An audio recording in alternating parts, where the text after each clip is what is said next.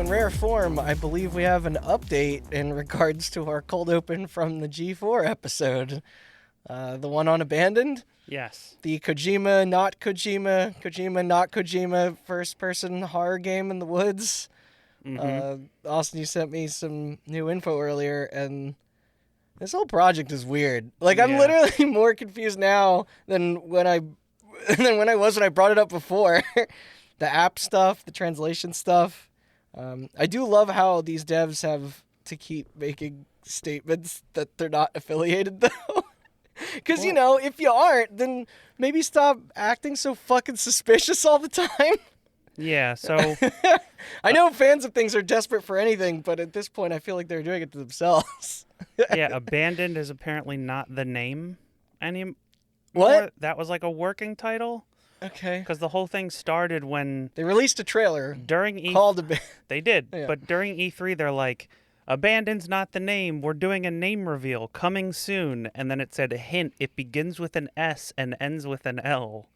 That's a bit of a... And everybody was like, oh, so Silent Hill? Kojima? Huh? And then they had to come out and say, we do not own Silent Hill. Konami owns that. We're not making Silent Hill. We are not Kojima. And then there's the box thing, which is... Because, wait, what's the name of the... Blue Box. Blue Box. I think is the name of the studio. Mm-hmm. As opposed to White Whale... Moby Dick. Moby Dick, okay. That was the yeah. Phantom Pain people. That was close. And then 7780. And then 7780s. What is... Oh, yeah, that was the PT. That was PT. But it's... You have to download the teaser to the PS5 to watch it the way it's supposed to be viewed. Do you know what I'm talking about? Yeah. Doesn't that seem like a Kojima-ass move? It does. It's a very auteur thing to do. Uh-huh. It's like, who was the one director? I can't remember who it was, but there was a director who was like, turn off motion smoothing on your TVs, you fucking idiots. Who was that? I don't know. I forget. They were just like, you're ruining my movies. That's pretty good advice, though. It is. But the it's the Abandoned thing, though, it's funny because what is it? Is it published by Sony? No, I think it's just an indie game. It says PS5 exclusive. Yeah. I just didn't know if they were... It's not announced that it's published by Sony. Maybe it is. Maybe it's Kojima. Who knows? Honestly, it was one of those things where I was like, when we first talked about it, I was like, yeah, they made something that looks kind of like PT, so people are like, oh, it's Kojima. Yeah, I mean, people were doing that for a while. Yeah, but then with this blunder, I was like, oh, come on. Like, you're trolling at this point. Like, yeah, you know what you're doing. Hey, it's smart on their part. I think that's what we were joking about the first, Yeah, people don't click on articles about random indie games, but they will click on an article about Kojima. And some of the photo, it does, do you see, the way that it's kind of almost like the way it's animated with holding the gun in first person. It looks like Village or something. Yeah, it does. Very, it's channeling that same energy. It looks a little high budget for an indie horror title. It does, but we'll see how the backgrounds look in unison with the everything else. Because it might not. I mean, there's combat in it. That's implied, which is more than I think a lot of indie horror games are able to do. But if it's just mostly exploration and in these then that would be achievable depending on the budget. If that was, if they make it smart. Yeah, I mean, because I don't want to label it as like a walking sim or anything. We don't know enough about it yet. It could be pretty mechanically dense for all we know. Yeah. But we'll have to wait and see. So hello, listeners, and welcome to our 2021 E3 Hot Button special, something we didn't get to do for you last year, as it was canceled. Instead, we actually ran through a bit of the history of the event, as well as the organization behind it, known as the ESA. But after an already rocky-looking 2020 for them was beginning to fall apart, I'm talking their now tumultuous relationship with IM8-Bit and the ending of partnership with Jeff Keighley, entire change in direction of their brand moving forward. In swooped in COVID to become the final straw and them having to, take a big step back from the whole thing. Mm-hmm. Until now. The conferences have returned, sort of. The behind closed doors meetings are here, kind of. Mm-hmm. The floor is open, not really. There are passes, though, I think, and Judges Week with their awards, but, it's different. Well, Yeah. I'm certainly not going to be the only one to claim that the handling of their first all-digital E3 was messy at times. There was still some celebrations to be had. Announcements did happen. Demos were released. Montages shown. Leaks leaked. Phil Spencer. I'm Randall Beatrice, here with Austin Blakesley. Hello.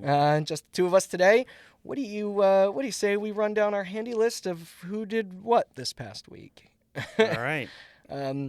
Which this is, I guess, kicking it off with Summer Games Fest on Thursday, although this was not technically part of E3, correct? No. Okay, there were some shared games. It was and it wasn't. Legally, it's not a part of E3, but also it was a part of E3. Yeah, well, I mean, they'd lined up the dates and times pretty...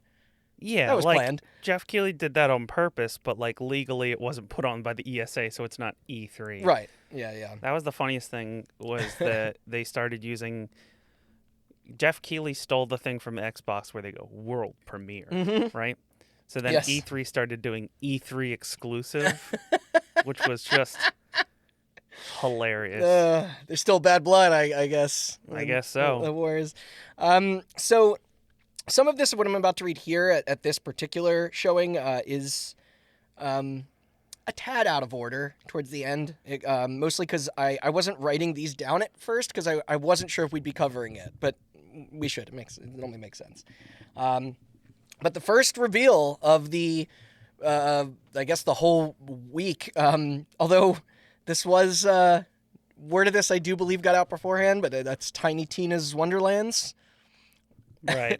Which was a sequel to Borderlands, well, more or less to the Borderlands 2 DLC that you played. I did not. It's Tiny Tina's Assault on Dragon Keep. That's what it is. Mm-hmm. What's Dungeon Keep? What was the thing? That's the wrong thing. And it's starring Ashley Birch, of course, as the titular Tiny Tina. Can't speak today. But also included on this cast is Andy Samberg, Wanda Sykes, and Will Arnett. Interesting cast of characters. Yeah, and there's no definitive release date, just says early 2022. Mm-hmm. I don't know, what do you think? Did you finish 3? Yeah. Okay. You like it? No. All right. Do you think it's a little bit too late to... Yeah. Okay. Yeah, I don't care. That's fair. That's the best way I could put it, is It's a cute concept, but in 2022... I barely... Borderlands 2 is one of my favorite games, top 100 games of all time. Maybe even top 50. And I barely cared about the pre-sequel, and I was very disappointed by Borderlands 3. I know you weren't the only one. And, Yeah. And we covered... we did the 2 whole, episodes leading into the launch, that release, and so, didn't seem to strike the same chord with they're people. going to have to do...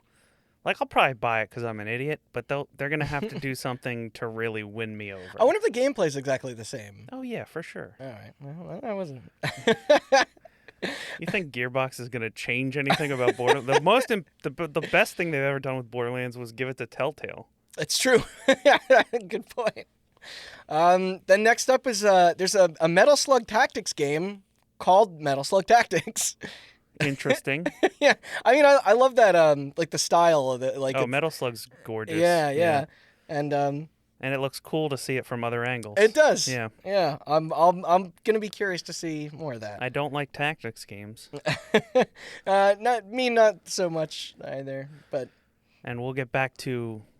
I'll give it runner-up for best tactics game shown at E3. We'll get to number 1 later.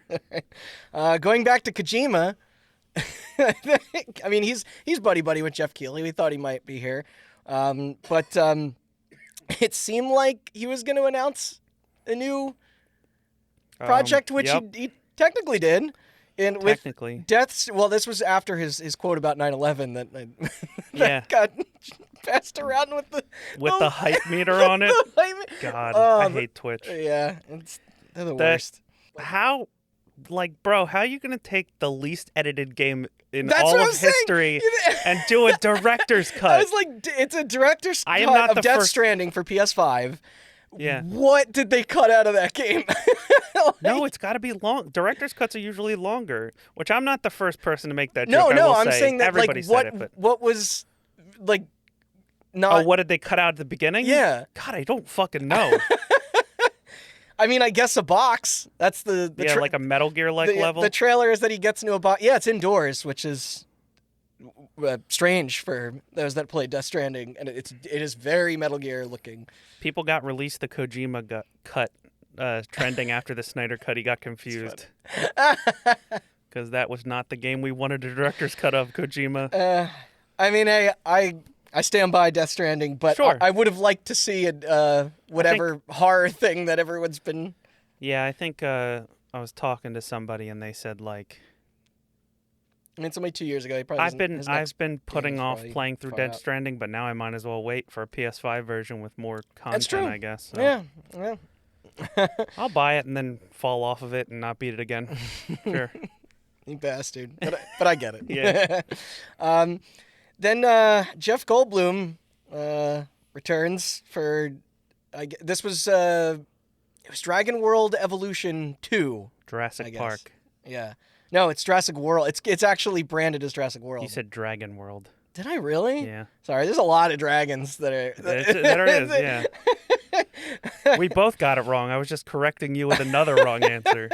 But yeah, I actually kind of had hopes for that first one, and then it seemed like it was. Yeah. So it has a surprisingly diehard fan base. Did it? Okay, my impression was that it didn't light the world on fire. But it didn't, but it's got its fans, and I think it made enough money that they're just like, give them more. It'll line up with that next movie. Yep. All those films are bad after one. Just the opening scene franchise. to Jurassic Park 2 is great. Where the little girl gets eaten. Oh, by the compies? Yeah. Yeah, that is good. Yeah, after that, the series went downhill. Well, no, there's a part in The Lost World where they go, the RV, the trailer's hanging off the cliff. That scene's fucking amazing. It's so well shot and the most tense, and then set piece, and then that was the series going off the cliff, and then everything beyond that is, Right. Then Japanese Breakfast performed a song for Sable. Okay. Which is a neat look. There is a demo of that out now on Steam and Xbox. Yes. It's coming September 23rd. I've not played the demo yet. Me neither. But. Very distinct look visually, which I'm into, but gameplay wise, I don't really know what you're doing. It seems like it's a lot of wander, exploration, isolation. Sure. I mean, that seems like a good game to put a demo out for it. They're like, we're not gonna explain it to you, just play it. And I think that was similar to Cuphead was one of those rapid fire montage games from an Xbox, an ID at Xbox block, maybe last year or the year before. Because that's a Game Pass Day 1 game. It is. Yeah. Yeah. Then there's Lost Ark, which was an MMO from Korea and Japan that is coming to the U.S. and Europe through Amazon. So this is their third chance. How do you out Blizzard? You publish 2 MMOs. Is that other one still a thing? Yeah. I mean, Crucible 8, so... What's it called? The Old World? The New World? I don't know. New World. New World? I mean, this isn't going to be running on Lumberyard, though, because it already exists. They're just publishing. Shoot. CryEngine looks so bad, dude. There's Season 4 of Warzone. Some new stuff there. Among Us, which has a new mode that you said was a popular custom hide and seek. Yeah. Then map. I think there's new map, some new colors, and then roles as well. Yeah, new roles and 15-player lobbies. Yes, 15-player lobbies was the big thing that they didn't totally make clear here until I think it later came back at the Xbox conference, and that's when they were very distinctly yo, 15 people. Which 15 people does sound kind of wild. It'll be fun. Yeah. We'll have to gather up the troops for that. It's been a while. Then Salt and Sacrifice, the successor to Salt and Sanctuary, which all I know about that game is that it's apparently impossible. Yeah, it's made by the people that I made a game with zombies in it. Wait, And really? Dishwasher Samurai. That yeah. indie, like the Scott the Studios. Xbox indie? Yeah. No, oh yeah, that is Scott Studios. Charlie Murder, was that them as well? Yes. Okay. Man, the Dishwasher. I think the Dishwasher might have gotten a sequel. Yeah. Huh. Okay. Actually, now that you mention it, the design of the characters, that makes a lot of sense. Solar Ash still looks good. I'd like it to come out already because we've Yeah. seen a lot. That's the Hyperlight Drifter. That's kind of one of those ones where I'm like, I'm buying it already. Stop showing me stuff. Just Right. release it. There's a new hero for Valorant, which I saw you playing the other day. Something you're not telling me? I was playing Valorant? I think so. I saw it pop up on Discord. That doesn't seem right. It doesn't sound like you. I certainly wasn't playing Valorant. All right. We'll have to get up after. I'm not lying, I swear. Then a new, I guess, like field map for Escape from Tarkov. I know those folks are real into that. Chivalry 2 seems like a stupid good time. It just came out, actually, like a week ago or a few days ago. Yeah. I kind of want to try it. Yeah. That first one was also, it was fun. 2 Point Campus, which this leaked. I don't know. People like the 2 Point series. Mm-hmm. I think the art style's a little ugly. Gives me mobile game vibes. It's weird. I like those sim-like games, those builder games. I wish everything's wacky now, though. I know. I want to know what it's like to actually try. Like, SimCity never got absurd, you know? Like, the theme matters, though. yeah. Like, there was the hospital. Was the one they did I before. played 2 Point Hospital. It's a good game, but it is wacky and... I guess a hospital sim might be depressing. I don't know. Yeah. There's just so much you have to do in those games. I don't want to do any of it. That's also, if I hadn't said already, 2022. Stranger Things content is coming to Smite. Yeah.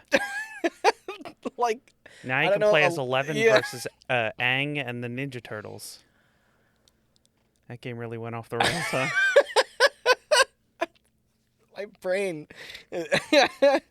And yes, that's next month, I believe, when that update hits. Then Koch Media. Koch. They announced a new publishing label. Prime Matter. Prime Matter? Is that what it's called? Okay, I didn't have that. Saber Interactive is supposedly they're making a new Painkiller. Which, Yes. all right, bring that back. Then there's a new Gungrave, and Payday 3 is still happening under them. Yeah. All right, you might have to correct me again if I'm not reading the name of this game right. Is it the Anacrusis? I think so. Yeah? The poor man's Left 4 Dead in space? Yeah. That was mean, but Yeah, you're right. that seems to be that's a very popular genre this year. But, maybe we'll see more of that. And then Fast and Furious cars, it says return to Rocket League, which means they must have left at some point, and then... Nah, there's... Or these are different cars for the new movie. Yeah, because Dom has a different car now than he did at the beginning. Doesn't he have the Charger or the Challenger? Which one? Charger? Whatever. Either way, his car from Fast 7 or 8 is in Rocket League, but this is the one from Fast 9. Gotcha. Yeah. That makes sense. Vampire the Masquerade Blood Hunt. Hell yeah, dude. Is correct? Is a battle royale? Yeah, it's like a Am I right it's about- like a first-person shooter. And one of two Vampire the Masquerade games announced. That's not Bloodlines That's 2. not Bloodlines 2. Yeah. Sure. I mean, I'm into it. Okay. Look, Shadowrun for the Xbox 360 is criminally underrated. And if people want to make more competitive shooters where I get to do magic, Yeah. and play as vampires, hell yeah, dude. All right. Yeah. I signed up for the beta. We'll see. Then it's the next, the third in the series of 8 Dark Pictures horror games that I think on record of being a big fan of. House of Ashes, which was previously announced, but now it has a date, October 22nd. around Halloween time again, so that'll be cool. I have more to say about that, but I'm gonna wait until Namco Bandai's thing because that was essentially all they showed. New Tales game of Arise. I think Tales of Arise. Something called Sky from that game company. It's coming to Switch. Yeah, so that game already exists on iPhone. Oh, okay. It's been iOS exclusive for God, I want to say 2 years. Is that part of the Apple Arcade thing? No. Okay. It's just on. Oh. It's just been on iOS and only iOS. I'm sure it'll be cute, pretentious, boring, and everyone like will love it but me. It's like free to play. Kind of All right. sucks. No. All right, never mind then. Yeah. It's no Journey. Yeah. Planet of Lana. Seems like Limbo crossed with Ori in terms of the kind of vibes it gives me. I don't remember that one. Yeah, it was quick. Overwatch 2 showed Baptiste and Sombra skins. It's stupid. Like, these characters have already appeared wearing every outfit and color under the sun. Why would I be impressed by that? They're updating the base skins. Yeah, but nobody how often are they going to be shown other than in cutscenes of... Yeah, I mean, I guess in cutscenes, right? Yeah. That's why. I guess if that's all they had. Yep. I'm sure that game's coming along great. They don't got Papa Jeff no more. No. R.I.P. Yeah. Monster Hunter Stories 2, Wings of Ruin, which is the first of 3 times that we're going to see that thing. Sorry, I just yawned randomly when you said that. I'm still confused as to why there are, speaking of threes, that Monster Hunter currently has 3 separate, entities. Yeah. You have and they all have different sort of, budgets and presentations and sometimes platforms they appear on. Because it's, what just came out? Rise? Rise. And this is Stories 2. Yes. Sequel to Stories 1. Yes. No affiliation with Rise. No. Or World. No. World is the one that has probably the most, gumption behind it. Yeah. All right. Just seeing if I can get my record straight. That's coming July 9th. World is an evolution of, the Wii U ones, like Monster Hunter Tri. Is Stories more from the handheld ones, the PSP? Rise. Wait, what'd I say? World is from the Wii U ones. Rise is from the 3DS ones, because there were 3DS Monster Hunter games. Yeah, yeah. And then Stories is a sequel to Stories 1, which is a Pokemon ripoff. That's what it looked like. Yeah. Okay. You, capture the monsters and tame them, and then they fight for you. I'm not going to remember any of this, by the way. Monsties. Is that what they're... That's what they're called. I'm just going to move on to Weezer is next on my list, which Keeley was very upfront about, saying that you can stream this. Playing their new song for Wave Break in promotion with their upcoming Hella Mega Tour, which with Green Day and Blink-182. I feel bad for Wave Break because it seems neat, but they released it at a bad time. With all the other... There are too many games coming out right now. Guilty Gear Strive, Ratchet and Clank, Rift Apart, and the Final Fantasy VII Remake Intergrade all came out in the same 48-hour period. So did that Garage Maker game that we talked about last week. And then they're like, here's this Wave Race / Tony Hawk game. And I was like, that sounds like a neat idea. I'm not going to buy it. Yeah, I have too much. I don't have money anymore. Then it's Endless Dungeon. It's like a roguelike from Sega. Okay.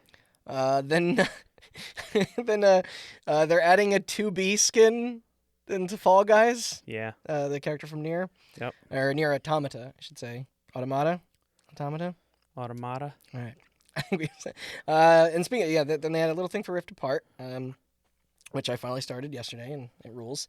Then there was an interview with, who's the villain bad guy, Far Cry 6. He talked Giancarlo Esposito? Yes. He seems like a great actor. I don't know if I could speak to his performance in the game from... He was in The Mandalorian, you remember that? He was in it for 5 minutes. Oh, yeah. Is that the first episode? It was when I was near the end. Oh, well, He's also in Breaking Bad. That I know. Yeah. So yeah, he talked about his role in the game and mentioned Hitler or something. And Yeah, Hitler and 9/11 both got shout-outs. That's how you know it's going to be a good conference.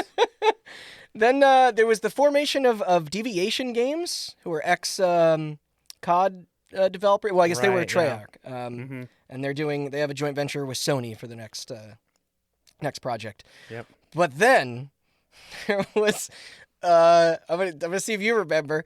I'm sure you do. How could you forget? There was a live orchestra playing music from what game? Sonic the Werewolf one. What's it called? Unleashed. Unleashed. Everyone's favorite Sonic game. Yeah. And to quote Randy, where's Crush 40? I stand by it. Yeah, I agree with you. Then it was Back for Blood, first of the many appearances that we'll see. There's also a 3-appearance game. Yeah, it might be 4. You're right, it might be 4. Yeah, no shortage of showings of Back for Blood. WB is if that actually hit its scheduled release date, would have been out already, right? Or was it coming out this month? No, I think it was this week. Oh, yeah, I think because I remember it also being close to the release. It was in dates June. Okay, I believe it would have launched by now. Which kind of it bothers me where it's just like. Yeah. I don't know. I mean, I'm saying I'm not saying the delay is an issue. I'm more just saying like it's funny to lean with that foot forward when like hell we already played it, like the beta and stuff, but I'm still looking forward to that game. Like it. Yeah, looks good. Yeah. And like I think one of many that Left 4 card Dead systems need. It's one of many left, which is either the first or second best one depending on that Evil Dead game turns out, because I'm also very interested in that. Then it was a demo for was revealed for Tunic, everyone's favorite adorable like Zelda type fox. Which I played a demo for that. Yeah, on Steam. I feel so bad because that was announced so long ago, and I really wanted to play it. Like me and Chelsea were looking forward to it, and I think it's just one guy, right? Or I don't know if it's maybe solely on him. But it's a couple people now, I think. But yeah, and it's probably he's probably been like. Development's been a bit of a struggle for it, but I still think that game looks very cute. Yes, and should be fun. Then Tribes of Midgard, which is Gearbox, which Vikings are the new hotness apparently. I don't know. That's July 27th.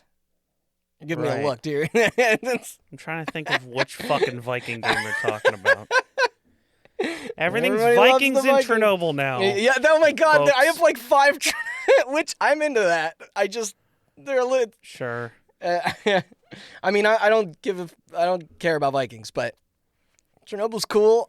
It's just a little bit, like, it's the stuff that already got announced that's using that setting and imagery that I think is grandfathered in, rather than people who are like, hey, that HBO series did well.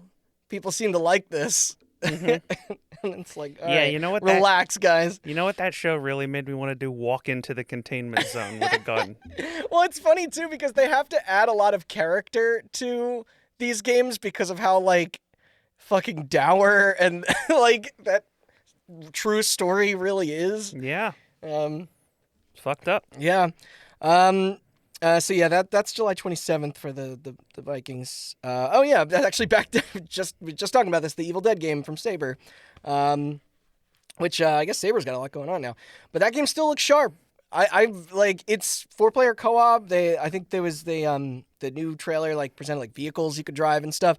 I thought it was gonna be more Left 4 Dead when initially like shown, but this like the footage that they like released here makes it kind of appear more like the Friday the 13th game. Like it seems more involved, you know what I mean? Yeah. Like it still has those modes from Left 4 Dead where it's like you can play as the bad guys. But I do like the idea of it being more objective based and less horde based. I think it'll stand out a bit more. And then the last one for Jeff's presentation, which I guess you don't got to save the for last, right? The best for last. Elden Ring, which everyone loses their shit.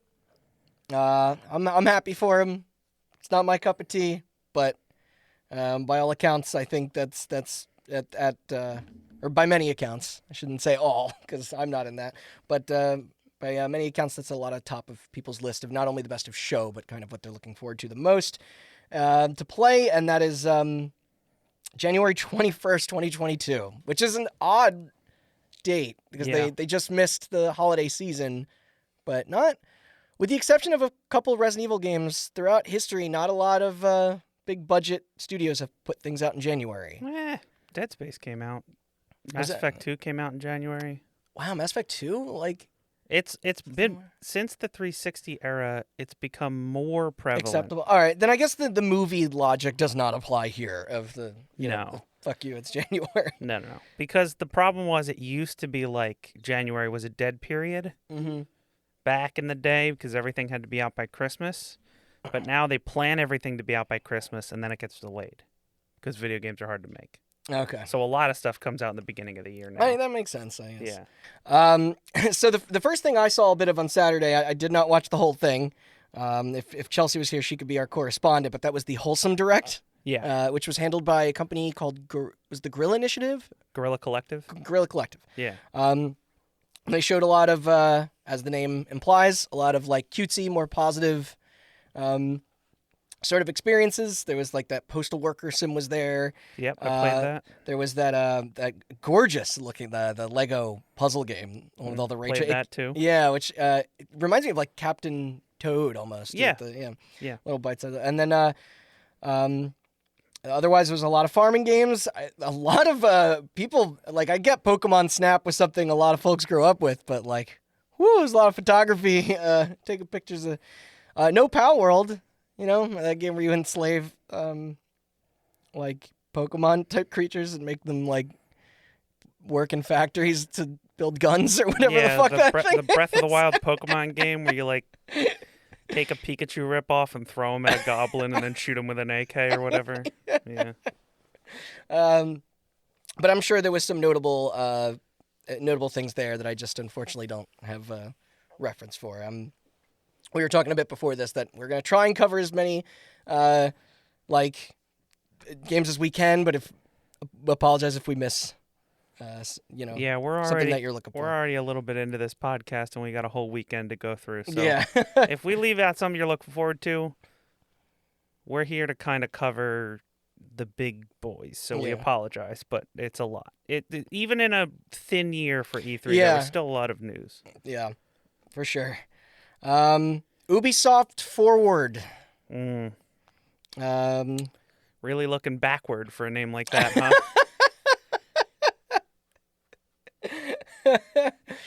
This was Saturday afternoon. That checks out. Yep. Right? Yep.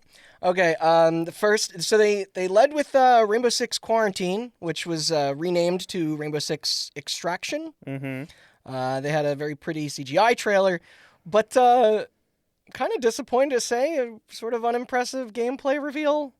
Yeah. It's mostly it's an extension of that event that they had last year, which was a very fun event. I enjoyed that.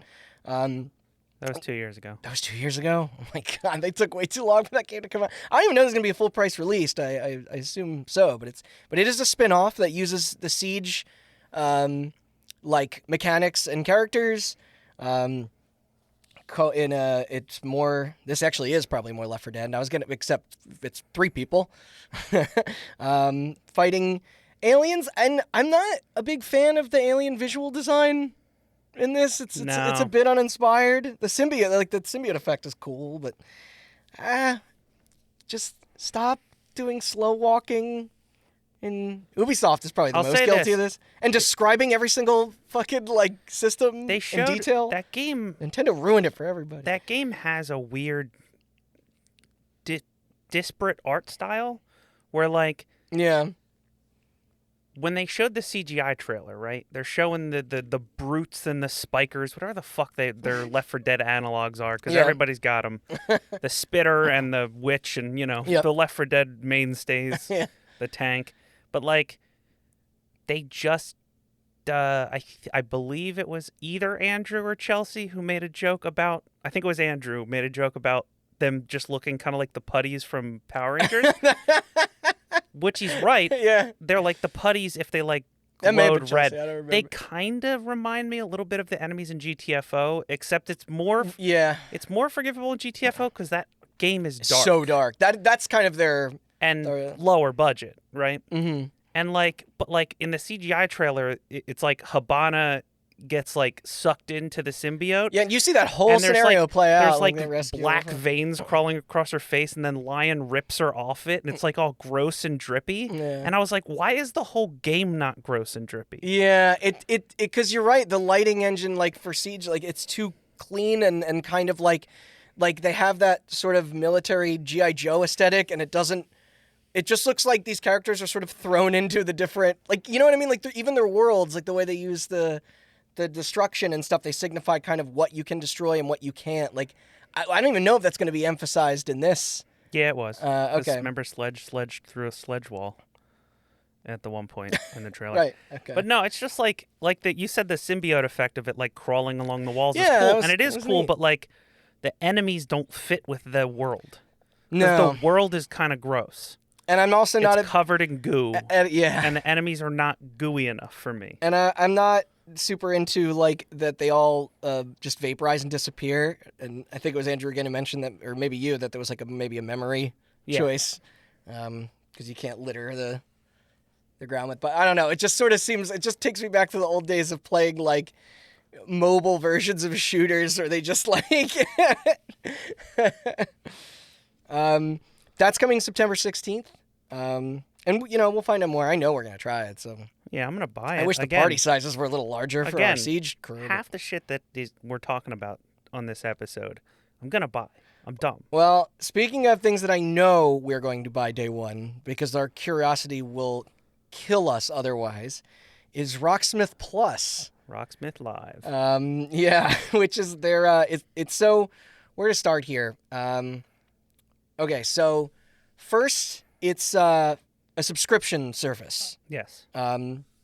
Which is... That's probably the right path to take. Yeah, it makes sense. Yeah, then doing the a la carte thing, like, through their storefronts. Like, I think me and you were discussing the other day how, like, Rock Band was obviously released in a different era when that was more acceptable. But even, like, Fuser last year does that. And that can really add up and not look too enticing to people. The only problem with making it a constantly connect to the internet service is that it can restrict basically, like, some freedoms that I like wholeheartedly I genuinely believe that I think Rocksmith has stayed relevant this long because of its custom scene. Of course. And something that we've both messed around with, and that shit's real rad. And I don't think they're down on that. Like, I'm not saying they're down on it, but as game developers, they support modding, but legally they can't because it is. Well, that was the funny thing it's custom DLC is technically illegal, right? They're giving it away for free. I think it would be illegal if they sold it. It's the same with the Rock Band customs too. I think there's a loophole right, there. But what I mean is, like, if a record company were to discover the custom thing, they could be like, take our fucking song off. Yeah, and they would have to oblige. Then it's illegal. I'm sure if they actually, you're right. I think it's more if they charge for it, there would be a much bigger target if it costs any money. I think. Well, more to my point is that there's going to be tools in the game to basically build your own charts, but upon my second watch, I realized that they said that that's for... to remap it, right? Yeah. Yeah, I watched it again, too. What the fuck? It's like you think here's the thing about Rocksmith. That makes sense, right? As a guitarist... It does, but there's multiple ways to get to play the same songs. I mean, you could argue accuracy, but there are, But as a guitarist... shared notes there. As a guitarist, that makes sense because, like... and I don't mean to say that like all pompous, like as a guitarist, but like if I'm playing a riff, right, and like I'm the kind of person where my pinky isn't so strong, I could play the same note on my pinky on one string, or I could go down a string and play it with my finger. Couldn't they do that work themselves? They have guitar players on staff. I know they do. Like, it just reads like... Because the way that I think they word it as you can, like, chart what we have permissions for, which is just like...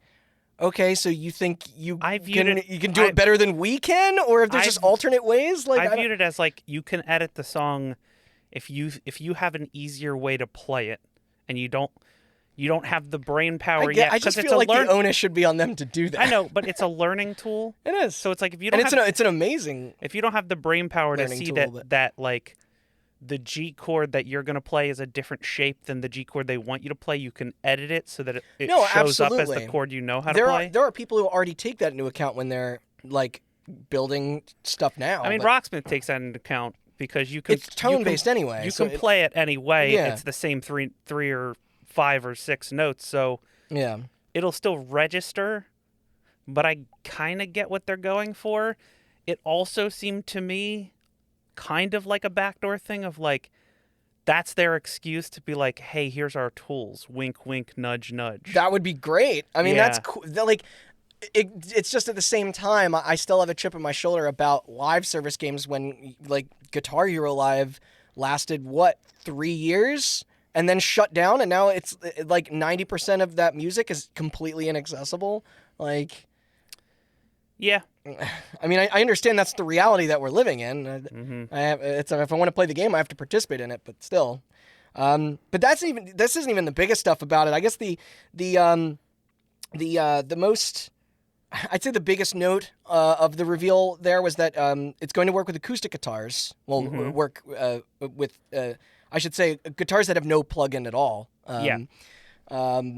Which Rocksmith didn't work well with the acoustic electrics. Yeah. And then they're going to... I don't know if this is the way the entire game is going to function, or if this is just a bonus, but you can connect it to your phone and use your phone's microphone to register the notes, which I don't know if A, that is going to create a latency issue, and B, we talked about how, like, that might not, like, there are tons of software apps out there right now doing that same thing that have video lessons just like this is going to, and everything, and they don't always work as accurately as you'd want. Like, the real tone cable wasn't perfect, but it was certainly the best, like, alternative to that. Like, I've never used an app that worked as well as that did, and the trailer did not show any cables at all whatsoever. And I understand companies and customers are pretty averse to new hardware these days, but I feel like that kind of is like a requirement. And they don't want to make more because they're tough to find, and they're not going to do like, it's just like, all right, everybody try and dig up your ones from 2012 or 2013 or whatever. But I wouldn't be surprised. So if they do both, then I'm cool with it. This very much seems like a PC only thing. Did they not announce platforms? I don't think so.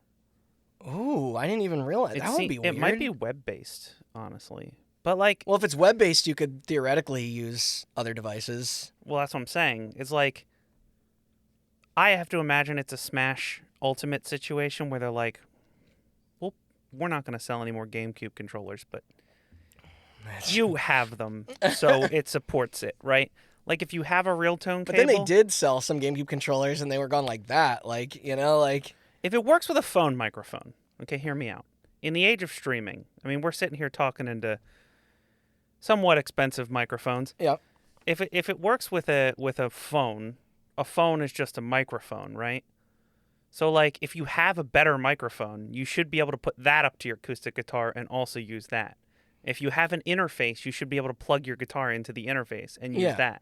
I agree, but if you have the real tone cable, you should be able to use that because it's all a microphone input as far as Windows is concerned. Well, you're right, but the thing is, it's like, okay, you can still play electric guitar and bass, obviously, and they said, I went on their website and the blurb is like, oh, you can also use an amp.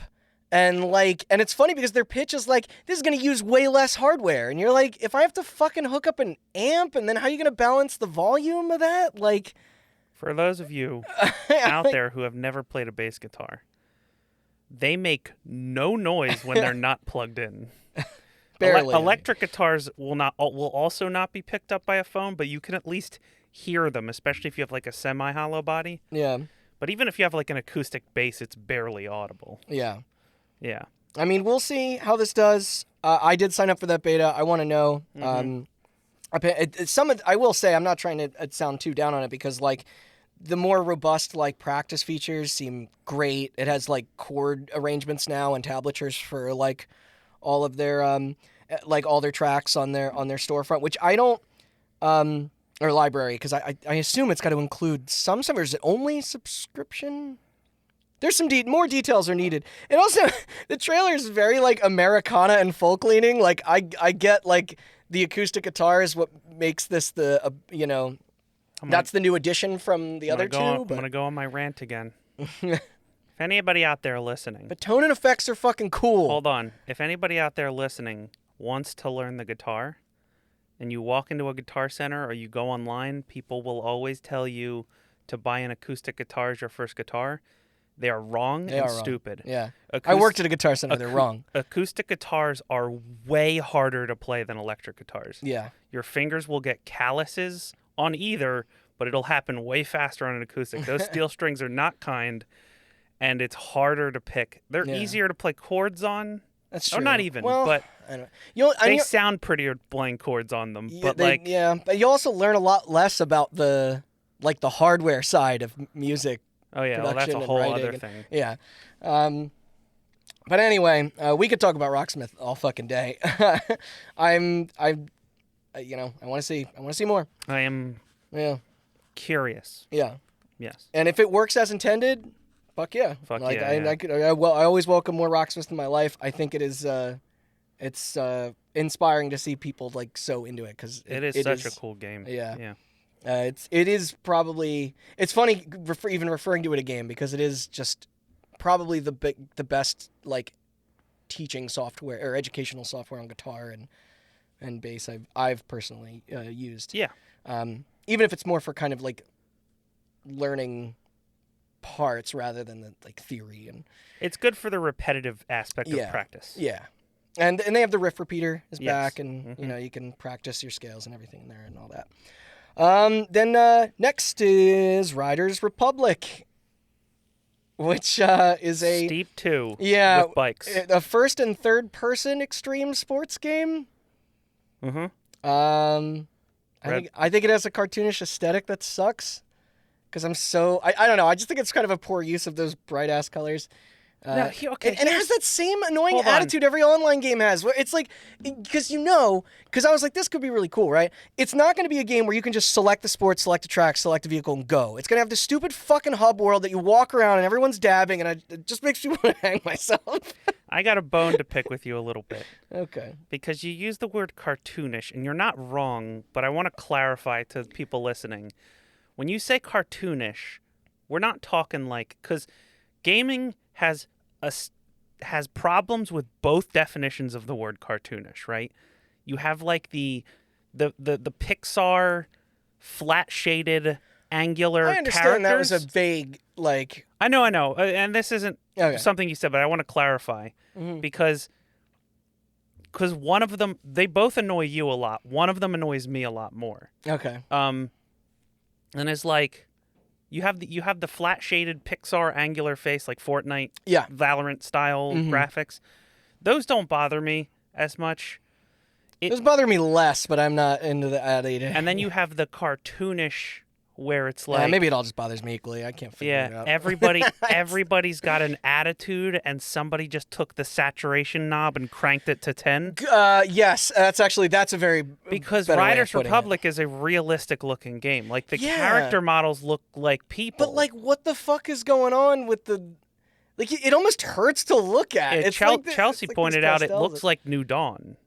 It does. Well, the environments look like New Dawn because it's the same fucking engine. No, you're right. But the thing about New Dawn that actually like worked for me in terms of its like visual design was that I liked the juxtaposition of the apocalypse, like the really realistic looking weapons and characters and stuff like that, but the world was all like nature took over, so it was all bright flowers, like in pinks and purples and blues. But it's like this game just looks like random, like, you know what I mean? Like, I don't know, it's just random. Totally random. I dabbed, for those of you listening. I did see a lot of like never mind, that's gonna make me sound like an old man. I was trying to describe some of the dance fucking moves that it's just very in your face. I don't like things getting in my face. But that comes out September 2nd. And there is room in my heart for a game of that ilk, so I wanna try it. Ubisoft makes it a little harder than Microsoft does with trying things out, but you can sign up for Ubisoft Plus. But yeah, so that's September 2nd. Then it's on to year 6 of Rainbow Six fucking Siege. Year 6. I mean, that game's killer. They did announce that it would have crossplay, but it's like separate crossplay. It's crossplay across consoles, and then also across PC and streaming. And service. PC and Stadia. Luna, Stadia, and and Luna. And yeah, how could you forget Luna? And then Xbox and PlayStation. Yeah. But I don't know, man. Just man up and do the Fortnite Warzone method, okay? Make it cross-play with fucking everything.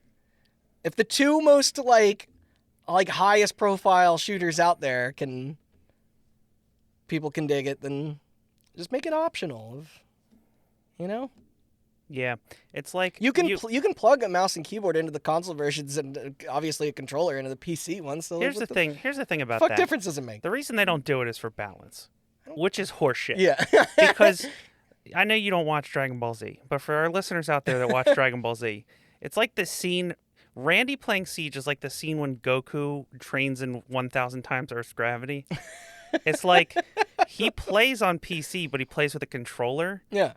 And he's damn right I do. Holds his own to the point where if he was to go on to, and we've tested this before when there was a free weekend. Yeah. When he goes, it's the same with Overwatch. When they're free weekends, we tried them. Yeah. When he goes on to the console versions of those games, he absolutely wrecks people because he's been training at 1,000 times Earth gravity against people playing on mouse and keyboard. People act like mouse and keyboard is this untouchable thing. Yeah. But it's like people are bad at everything. Yeah. Like, I just let people on controller play. Just be like, hey, like you can like the games. I think Warzone lets you turn crossplay off if you want. Does. Yeah. So give them that option, and then if they're bitches, they can turn crossplay off. And I think we joked about this in our show before, but there's kids using fucking phones and tablets that I'm sure could destroy us with touch. Oh, hell yeah. I've played Fortnite, okay? I've been destroyed by people on iPads. It doesn't feel good, but it's just how life works sometimes. It is funny, though, because you think even just for accessibility, like just open the floodgates. Then there was a DLC kind of like little block here that was for Honor, the Crew 2, which I don't know who's playing that. Apparently a lot of people. And Trackmania. And that's funny with Trackmania, despite GTA 5 just adding a Trackmania mode that's better than Trackmania. Yeah. And then old Watch Dogs characters are coming to Legion. Everyone's favorite Aiden Pierce. Yep. They better not do Wrench dirty, though. The boys are back in town, as they say. And I guess it's Marcus was the lead character in 2. But... Yeah, which Marcus... No, he's a great character. Marcus also ruled. Watch Dogs 2 is too good to be a part of that series, I feel like. Watch Dogs 2 had an amazing supporting cast. It did, I forget what the name of the hacker chick was. Oh, I did too. Some with an S. Yeah. But she was cool, too. Yeah, and Wrench is the best. But Wrench is the best side character possibly ever. Yeah. And then, yeah, that's right. The Teenage Mutant Ninja Turtles are coming to Brawlhalla. Okay. Yep. So now you can fight them against Jake and Finn from Adventure Time. Yeah, I forgot there. Mm-hmm. That roster is weird. Ghost Recon turned 20. So they added new content for the Breakpoint. So people they added new content for the worst one, yes. Yeah. Then Just Dance 2022. It's not coming to Wii. R.I.P. Yeah. You had a good run, buddy. They had what is it? So there's apparently they said only 40 tracks, which doesn't seem like a lot, but they had Todd Recall, who I'm sure they regretted when he tweeted like days beforehand that slavery worked. Did you see? Oh, yeah, that was no. unfortunate. But and it's especially a shame because he seems to be traditionally a spokesperson for a lot of like LGBT and movements that we support, but some people are just don't know how to use Twitter, and shittiness knows no bounds. race. Yeah, I guess you're right. Or gender, or sexuality, or creed. Agreed. Fucking stupid. Idiot. But he did announce that the songs will be censored. Like he rewrote the lyrics as a feature. Is that like he worked with Ubisoft to rewrite the lyrics to his song? Wonder what that was for. Cool. I hope the lyrics weren't about slavery. They aren't now. Yeah. And then I think in my notes here I just have stop making Assassin's Creed Valhalla longer. There's one-handed swords. But yeah, there's going to be extra content to pad that game out through 2022. So which means not only is there no more AC this year, but probably also next year? Nah, they'll probably do one at the end of next year. You think? Yeah. So they want you to just keep playing this 100-hour plus game into the... More than that, because these DLCs apparently are also not short. Weird. Yeah. They did add that history mode back in again, where you can like That's cool. Yeah, play as a peasant, walk around. There's got to be schools out there somewhere using this. Then there's their TV section. They showed is it Mystic Quest or Mythic Quest? Mythic. I forget. I guess that's a new season. Yeah, came out recently. Okay. You've watched it. I have not. No, I haven't watched season 2 because I don't have Apple Plus. That's right. It is on Apple Plus. I got Apple. It's weird that Ubisoft produces this. And that it's weird, but... I got Apple Plus for 1 month so I could watch Ted Lasso and Mythic Quest, and I highly recommend everybody go watch Ted Lasso. All right, that's your review of Mythic Quest. Yeah, and then and then if you have Apple Plus, go to Mythic Quest, find the episode with Jake Johnson and Kristen Milotti in it, and just watch that one because it's amazing, and the rest of the show sucks. Then there was a second trailer for the movie Werewolves Within, which looks fucking Amazing. great. Yeah. Shout outs to Josh Rubin. Love that guy. And who's the Sam? Shoot, I can't remember his name. Sam Richardson? Is that my? The guy from I Think You Should Leave? Yeah. He's also hilarious. Amazing? Yeah. They're not babies forever. They die eventually. And it's I do love the trailer. I think it says it's based off the VR game, the popular VR game that no one played, which is Sam Richardson. Sam Richardson. Right. Okay, cool. Yes.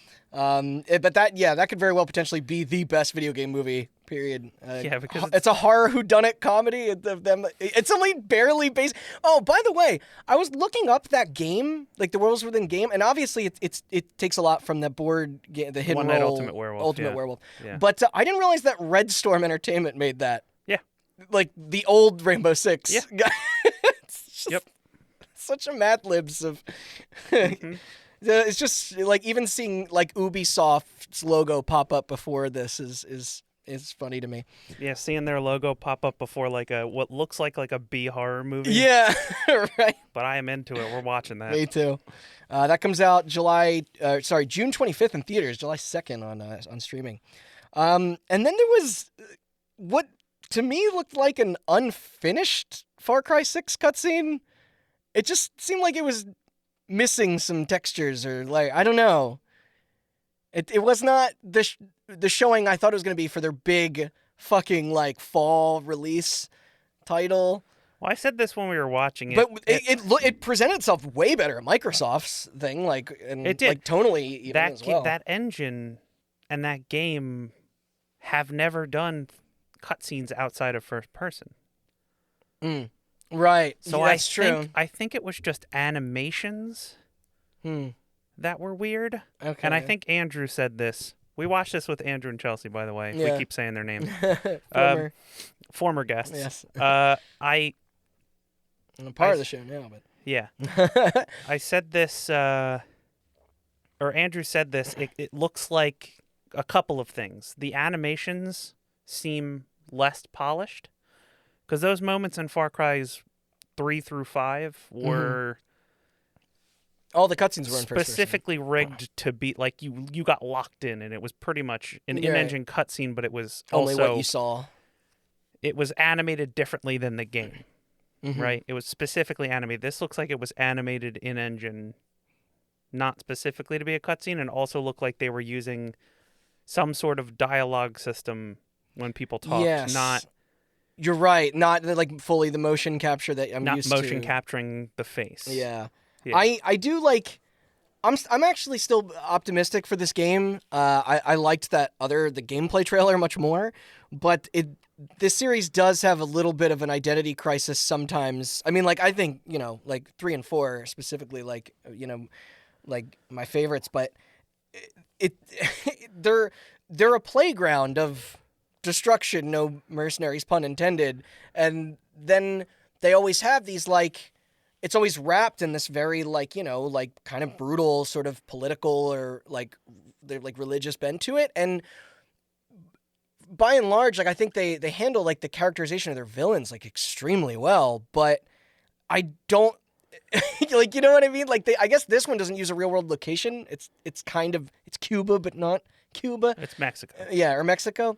It's an archipelago off the coast of Mexico. Okay. So it's an island off the coast of Mexico that is not Cuba. Gotcha. But also, they went to Cuba and talked to Cuban revolutionaries and modeled all the architecture after Cuba. Yeah.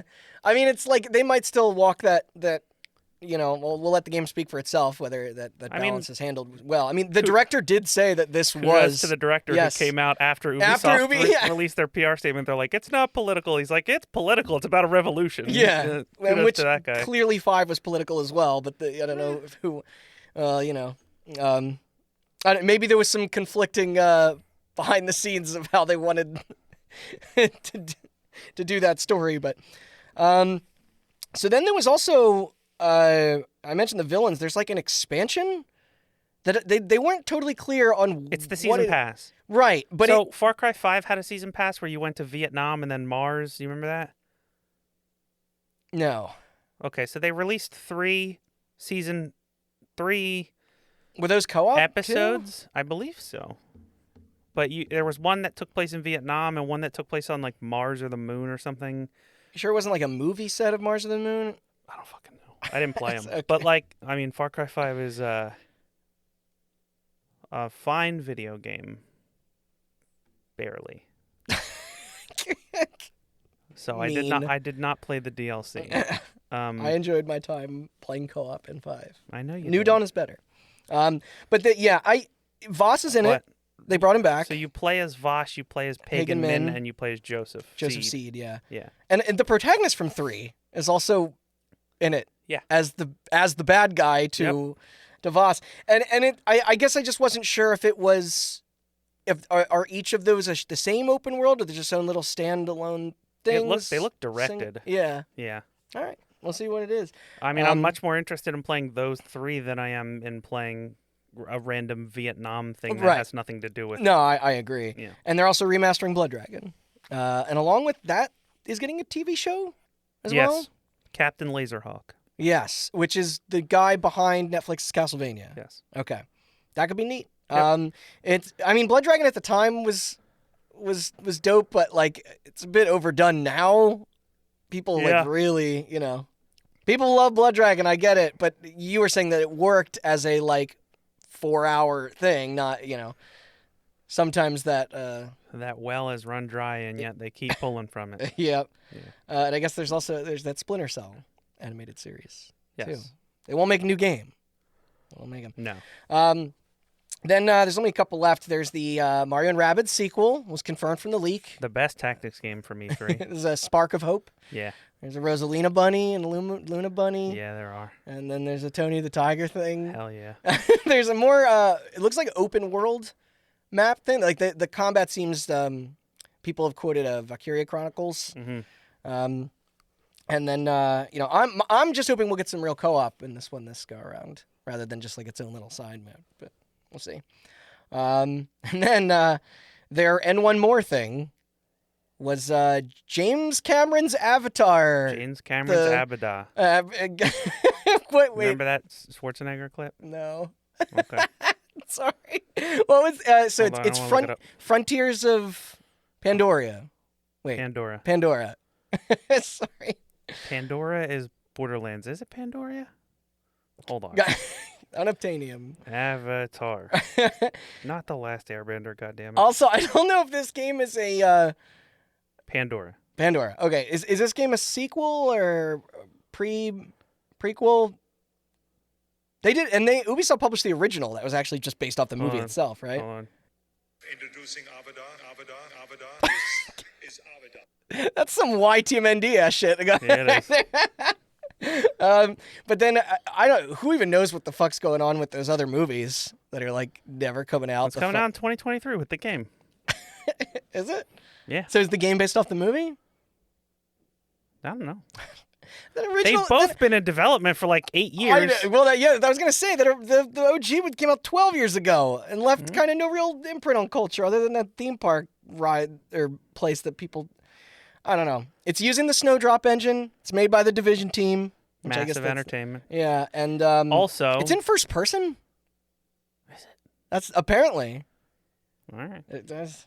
Did you see the thing where they showed a build of the Frontiers of Pandora to Disney executives, and they were so impressed that they gave Ubisoft license to make an open world Star Wars game? So Massive's doing that after the Avatar game. Oh, right. So that's where those rumors came from. Yep. Okay. I figured that was too far out to see anything from. But no shows. Well, I'm sure there's two that you can guess right off the bat. Roller Champions. Yeah, that is on my list, but that wasn't the ones I was I know what you're saying. You're gonna say Beyond Good and Evil 2, and Yes. you're gonna say Skull and Bones. Yeah. Yeah. Which we all know Beyond Good and Evil 2 was just a bit. It's not real. It's a grift. Yeah, it's a grift. Yeah, remember that hit record thing? Are they still going to do that with like dude, Joseph Gordon-Levitt, dude. Yeah, they're outsourcing all their art and music. Yeah, and remember stuff? when they did that for Watch Dogs Legions and it worked out really? Yeah, where the game bugged and didn't show the name of the contributing artist. Like, what the fuck were they? You're like, hey, this song is cool. Who made it? And It's like it just says it just says Ubisoft or something. no. Or It says hit record, and then under it just says like new song or something. Like, it doesn't even say the fucking title or artist. yeah. Right? It's awful. They should have gotten I would have sued been for that. so fucking mad. Yeah. How does that happen? God, what a piece of shit. I know. And then Skull and Bones, which was taking basically the systems from how many Assassin's Creeds have there been since 4? Well, Assassin's Creed Black Flag came out when the Xbox One and PS4 came out. Yeah, in 2013. And they've done one every year but one, but they did 2 that year. So I think the pirate fad is passing. So that was 7 Assassin's Creeds ago. Hold on, let me do it. All right. Valhalla, Odyssey. You're working backwards. I am. Origins. Syndicate. It's not the first one. Syndicate. Unity. Then Black Flag. Yeah. But also Rogue. Yeah, Rogue came out the same day as Unity. So 7. Yeah, you're right. And there was also no updates apparently to Hyperscape, and no acknowledgement of workplace harassment. But not that we were expecting that. Man, I was expecting what a no-show, huh? I was expecting that about as much as more Beyond Good and Evil 2. No, dude. What's his name? Yves Guillemot came out and he thanked his workers for putting up with so much crap over the last year. Whether that means COVID or sexual harassment, we'll never know. But the next was this was Saturday afternoon. This was right after Ubisoft was Devolver, yes. who continues to be the fucking baddest gaming publisher out there of all time, and still does in my opinion, just kind of by just the favorite piece of E3 each year, you know. and this might have been my, I think the best one of theirs yet. But they did the Devolver Max Plus. Devolver Max Pass Plus. Max Pass Plus, which I think even in some, like on Twitch, it was framed as Devolver's Forwarder. Yeah. After Ubisoft Forward, which is great. But yeah, they're wonderful people, punk as fuck. It reminds me very like early Adult Swim. They retconned their past 4 conferences. If anybody's following the overarching narrative of these fucking fever dreams, the Devolver Cinematic Universe, as they call it, yeah, in that presentation. And then it's Max Pass Plus, which people were actually confused. They thought it was real. Yeah, you get nothing, but it allows you to buy their games at normal full price. But as far as the games they showed off. There's a Shadow Warrior 3, which is kind of like their Doom Eternal to a T. In that, I think you were saying that Shadow Warrior 2 is very Duke Nukem, and then Andrew's saying that 1 is their Doom 1, basically reskin. But it looks fun. I'm not a big Shadow Warrior guy in terms of like it's the handling of the humor, and you can make the argument that stuff with 1 and 2 is probably not age well, but seems neat. Yeah. And then they went back to their like. They had this like single shot sort of camera work around their pseudo, their fake office, but where I didn't realize they were making fun of Embracer Group mostly the whole time, which is great. They just kept going in circles around the desks. Yeah. And then the second game they showed was Trek to Yomi. Yeah. It's kind of like a Kurosawa Mark of the Ninja type. Yeah. Side scroll. It seemed neat. That's it looks cool. 2022. Then Shadow Abyss, which Phantom Abyss. Phantom Abyss. Sorry. If you care to explain this one, because I think you sent this to me beforehand, and it seems very cool. It's like a first-person Indiana Jones-like game. Basically, you go into a temple, and there's a bunch of artifacts in the temple, a bunch of smaller artifacts, and then a big artifact at the end. Yeah. It's kind of like first-person Spelunky almost, in a weird way. Yeah. But the whip especially. Yeah. So yeah, you have a whip, and basically the whole thing is just stepping on pressure plates and shit shooting out of the walls and spike pits and rocks falling on you. And if you can make it around all the obstacles and get to the end and grab the treasure, then you have to run back through all of them and get out. And the temples are all procedurally generated, and while you're playing, all of the ghosts of all the people who tried before you are playing with you. Yeah. And once somebody gets the final treasure and gets it out of the temple door closes forever, and then they introduce another temple. It's all procedurally generated. They procedurally generate another temple, and then it goes again. That is a great concept. Yeah. Like it reminds me of the Mirror's Edge trials from like that first game or something. Like it seems like a speedrunner's dream. And I'm not one for early access. Yeah, but this might work for it. Which I think the early access starts July. Chelsea's birthday is June 22nd. Oh, June 22nd. I thought it was 25th. Okay. No. So I am going to be buying that day one because I really want to try that game. It looks awesome. Then they showed off Purple Suit. Oh, and there's a game, Wizard with a Gun. Yeah. Which is a great name. It looks fun. 2-player co-op. That's 2022. There was a Hades-like game called Death's Door. That game looks awesome as well. Yeah, that also that seemed neat. Yeah. I've been saying neat a lot, but there's Devolver makes neat games. For those of That's you July 20th also. For those of you that haven't played Hades, A, what's wrong with you? Yeah, I agree. B, isometric dungeon crawl. I mean, Hades is coming to every platform now, so now no one has an excuse. Yeah. Then there was a sick fucking trailer for Inscription with a Y from the developer behind Pony Island and the Hex, the former of which you showed me and I loved. It's a card-based horror board game that is also like an escape room puzzle game. And there's even like found footage FMV. It looks like really scary and mysterious. I'm so into it. Like, dude, that's 2021. You're starting to become me. You're playing roguelikes and now you're playing card games. Sometimes that's what it takes. It's just the right one to hook me. Pretty soon I'm going to be playing Tetris and I don't know. What other video games do you play? No, that's it. Okay. Pretty soon I'm going to be buying Puyo Puyo Tetris 3 for like $80 for no apparent reason. Then they had a Tumble Time, which was another thing that like it's a mobile game, but people didn't know if it was a parody or not. because the whole thing was about how it's full of egregious microtransactions on purpose, but they're very upfront about it. They're just like, spend real money on fake money. It's both. Yeah. Because you don't play mobile games. So there's a Disney mobile game. Do you know what Tsum Tsums are?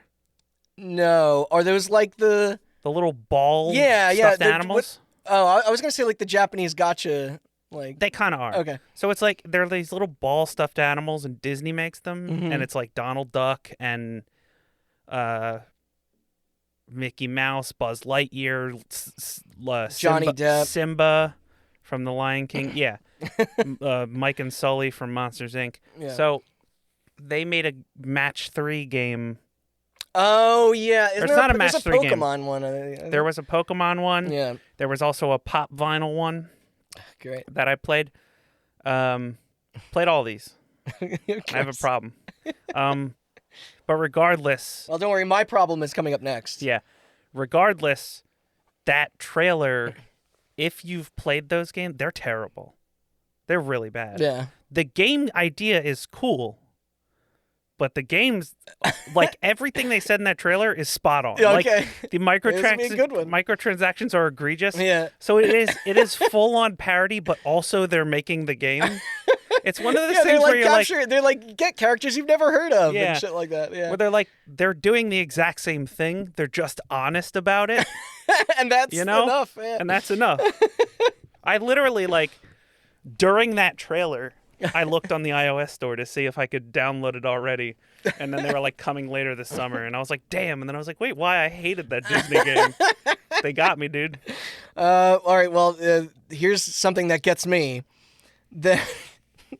Devolver is teaming up with Special Reserve Games to put out in 2022 a physical-only Switch title, never digital, called Demon Throttle. It's like a co-op vertical fantasy shooter. That's where that demon kissed my wife. From the creators of Gato Roboto, which is also a Devolver game. Okay, I've never played that, but I bought this instantly. It's well, you play a cat in a mech suit. I guess I shouldn't say I bought this instantly because I had to get put in a virtual queue moments before recording our episode with Andrew.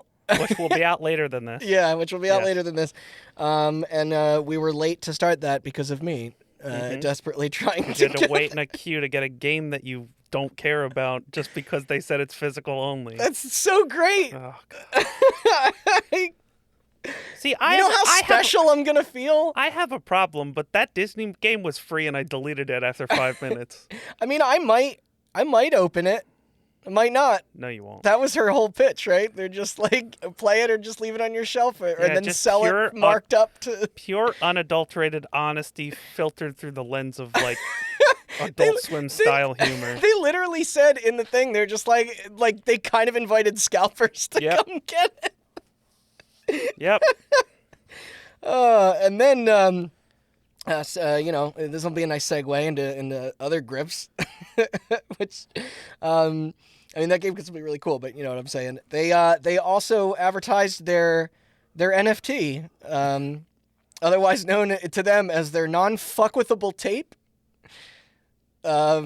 which was a recording on a VHS of that conference that they sold, that they only had one of for $1,000, and it went before the show was even over. Mm-hmm.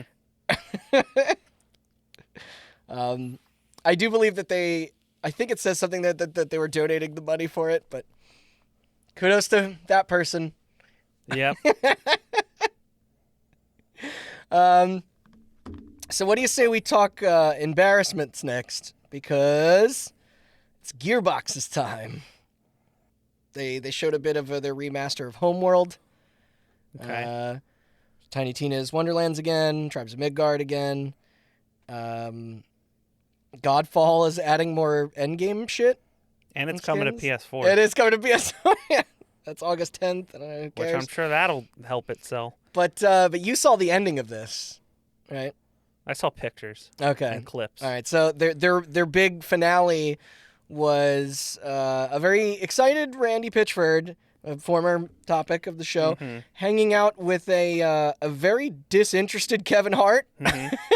Show it almost seemed like a cameo. Yeah, I think I saw a GIF of him going in for a high five and Kevin Hart just Oh, not even paying attention. That's just sad. Yeah. But Kevin Hart is going to be playing Roland for the Borderlands movie, the upcoming film, and it was mostly just awkward. I don't know, but that was Gearbox. That was it. I don't know why every company thinks that they're important enough to do one of these. I said it, but I still think that'll be better than the one I'm going to get into. Well, next I got to go into Koch Media. Oh yeah, okay, yeah. Round out Saturday for us. Koch Media. What they do? Koch Media. Okay, so I watched this through Kinda Funny. I did not know what was happening until later that night. And it was a link to a 2-hour and 10-minute video on Kinda Funny's channel. Man. And Greg Miller just tweeted it and said, please do not watch this. So the conference itself was about an hour and 50 minutes long. It was all about, as you said before, Koch Media is starting a new label, a new publishing label called Prime Matter, and they're debuting it with 12 games. And they showed the same montage that they showed at the Summer Games Fest. Right. And then a lady who appeared to be sitting in a cubicle and trying her absolute hardest to be enthused about this was going through and Zoom calling each developer of all 12 of these games and talking to them about their game. And some of them were like out. Wait, was this not planned beforehand? Well, there was one of them was just a Switch port of a game. I forget, was it Crusader Kings or something like that? Oh, I thought you said the people that you called were out. I thought. Oh, no. Okay, sorry. So these are games that were already released that people could just play. No, that one was a Switch port. The rest of them are all like new IPs and then that they didn't Payday have enough and to see Painkiller. yet. Okay. But like, yeah, it was just. Why did they stream it? Dude, I don't know. It was so long. And like in the middle, there was one game, which I can't remember the name of, but it looked like a discount Returnal, like almost exactly. And they showed like 20 straight uninterrupted minutes of gameplay from that, which was like boring in the opposite direction because it was like not edited down enough to be interesting. And then the rest of it was all developer interviews. And I remember IGN was also doing like a little showcase thing of like indie games, and I kept Kinda Funny was doing the same thing. They kept flipping back and forth, and they would like watch like 4 indie trailers and go back, and the same interview with the same developers would still be going on because it's an hour and 50 minutes for 12 games. That's literally longer than like the fucking like we're about to. Oh, no. There's not much to say about them. The games seem neat. Sure. Yeah. I just don't want, like, if you don't have anything, that montage was enough. Yeah. If you don't have anything I think to that's show, all they had. If you don't have anything to show but a logo and a premise paragraph summary, then maybe don't host a 2-hour conference. That's all I'm going to say. All right. Well, we're moving into Sunday Fun Day. We have as it's credited, Microsoft plus Bethesda. Yes. Just like Mario plus Rabbids. Bethesda clearly being the Rabbids in this metaphor. Or comparison. So clear winners, in my opinion, of in terms of the conferences from E3 this year. This was dynamite. Yeah. They brought out the big guns, so they were actually on a real stage, which brought us back to a different era. But they let out immediately with Starfield, and people were saying it was in response to the leak, but I'm sure this was all long planned before that. Mm-hmm. As Starfield, as they say, 25 years in the making. No, I know because it's Bethesda's 25th year, but 25 years in the making sounds like it's their first new world in 25 years. That's what they said. Oh, because they didn't create Fallout, they inherited Fallout, and then all they've ever made other than that is Elder Scrolls games. What about the world of What? That was not Bethesda. So there's they did show off this cinematic teaser. It's very grandiose. It concluded with 11/11/22 as their Cute. launch date. Yeah, in cheeky reference to their 11/11/11 that Skyrim came out on. It's an Xbox exclusive. They were definitely plastered that up. They should have put 11/11 by Dinosaur Pile Up in the trailer. Would have been good. And also, Xbox, it says Xbox exclusive, but that also means PC, but it just didn't say that there. No, and PS4 people are very angry. Yeah. Well. But they always are. Yeah. So. Sony does that shit all the time, so you think all the people that played Street Fighter 4 on 360 were, like, thrilled when Street Fighter 5, like... But there... I feel like there's a lot riding on this thing. Which, let me ask you a question. There was, do you think it will just be the same sort of foundation, like the same, like the similar blueprint that they've been doing for so many years? Because it was like, they did lead with like, hey, it's running on Creation Engine 2. I know we talked engines last week for a future episode, but like clearly... Creation Engine 1 had some limitations, as many people are beginning to have a strong dislike for it. But there were, like... I was excited at the prospect. I'm into space shit, but it's like... And, and they'll... Hopefully that Microsoft money, that $7 or $8 billion or whatever it was, backing this will maybe result in a more polished experience. No. You're shaking your head no. But it was like, there was a later interview with Todd Howard where he just called it, flat out, Skyrim in space. Yeah. Like, as if... I don't want to say as if that's something to get excited for, because I'm sure that excites a lot of people. But, like, to me, I was just like, oh, what if it was, like, different or more than that? Like... I don't know, man. Like... Obsidian Those are his words, not mine. Obsidian already made the Bethesda game in space. It's Outer Worlds, Yeah. and it's better than their games. So, like, I don't know... Like, Skyrim in space does sound exciting if it's polished. Yeah. If it looks like Fallout, but I'm in a spaceship. If it looks like Fallout 4, but I'm in a spaceship, then, like, really? I mean, this is the longest they've gone putting out a new game, like Bethesda proper. Yeah. So, that's what I'm saying. There's expectations here. Then they showed, which I was... actually pretty impressed by as somebody who was lukewarm in the first one, but Stalker 2. That game looks cool. Some really great lighting and particle effects and stuff. Some might say. I like that it's only in Russian. This will be another one of our... Some might say the second best looking Chernobyl game at this conference. Yeah, I agree. This game does look like it's kind of what I wanted out of Exodus, maybe. I mean, I love those first two Metros. It does look like an earlier version of Metro. Yeah. And we'll see. I mean, that first Stalker game was very ambitious, but it's, by the standards of today, pretty janky. And even when it came out, kind of janky. But it was a cool thing. And I don't want to base my opinion solely on the demo, but that demo did not look very janky. No, it did not. Looked very smooth. It looked very smooth, animation wise. Yeah. So. Oh man, my hopes are up, and it's Game the scope Pass. Through the gun.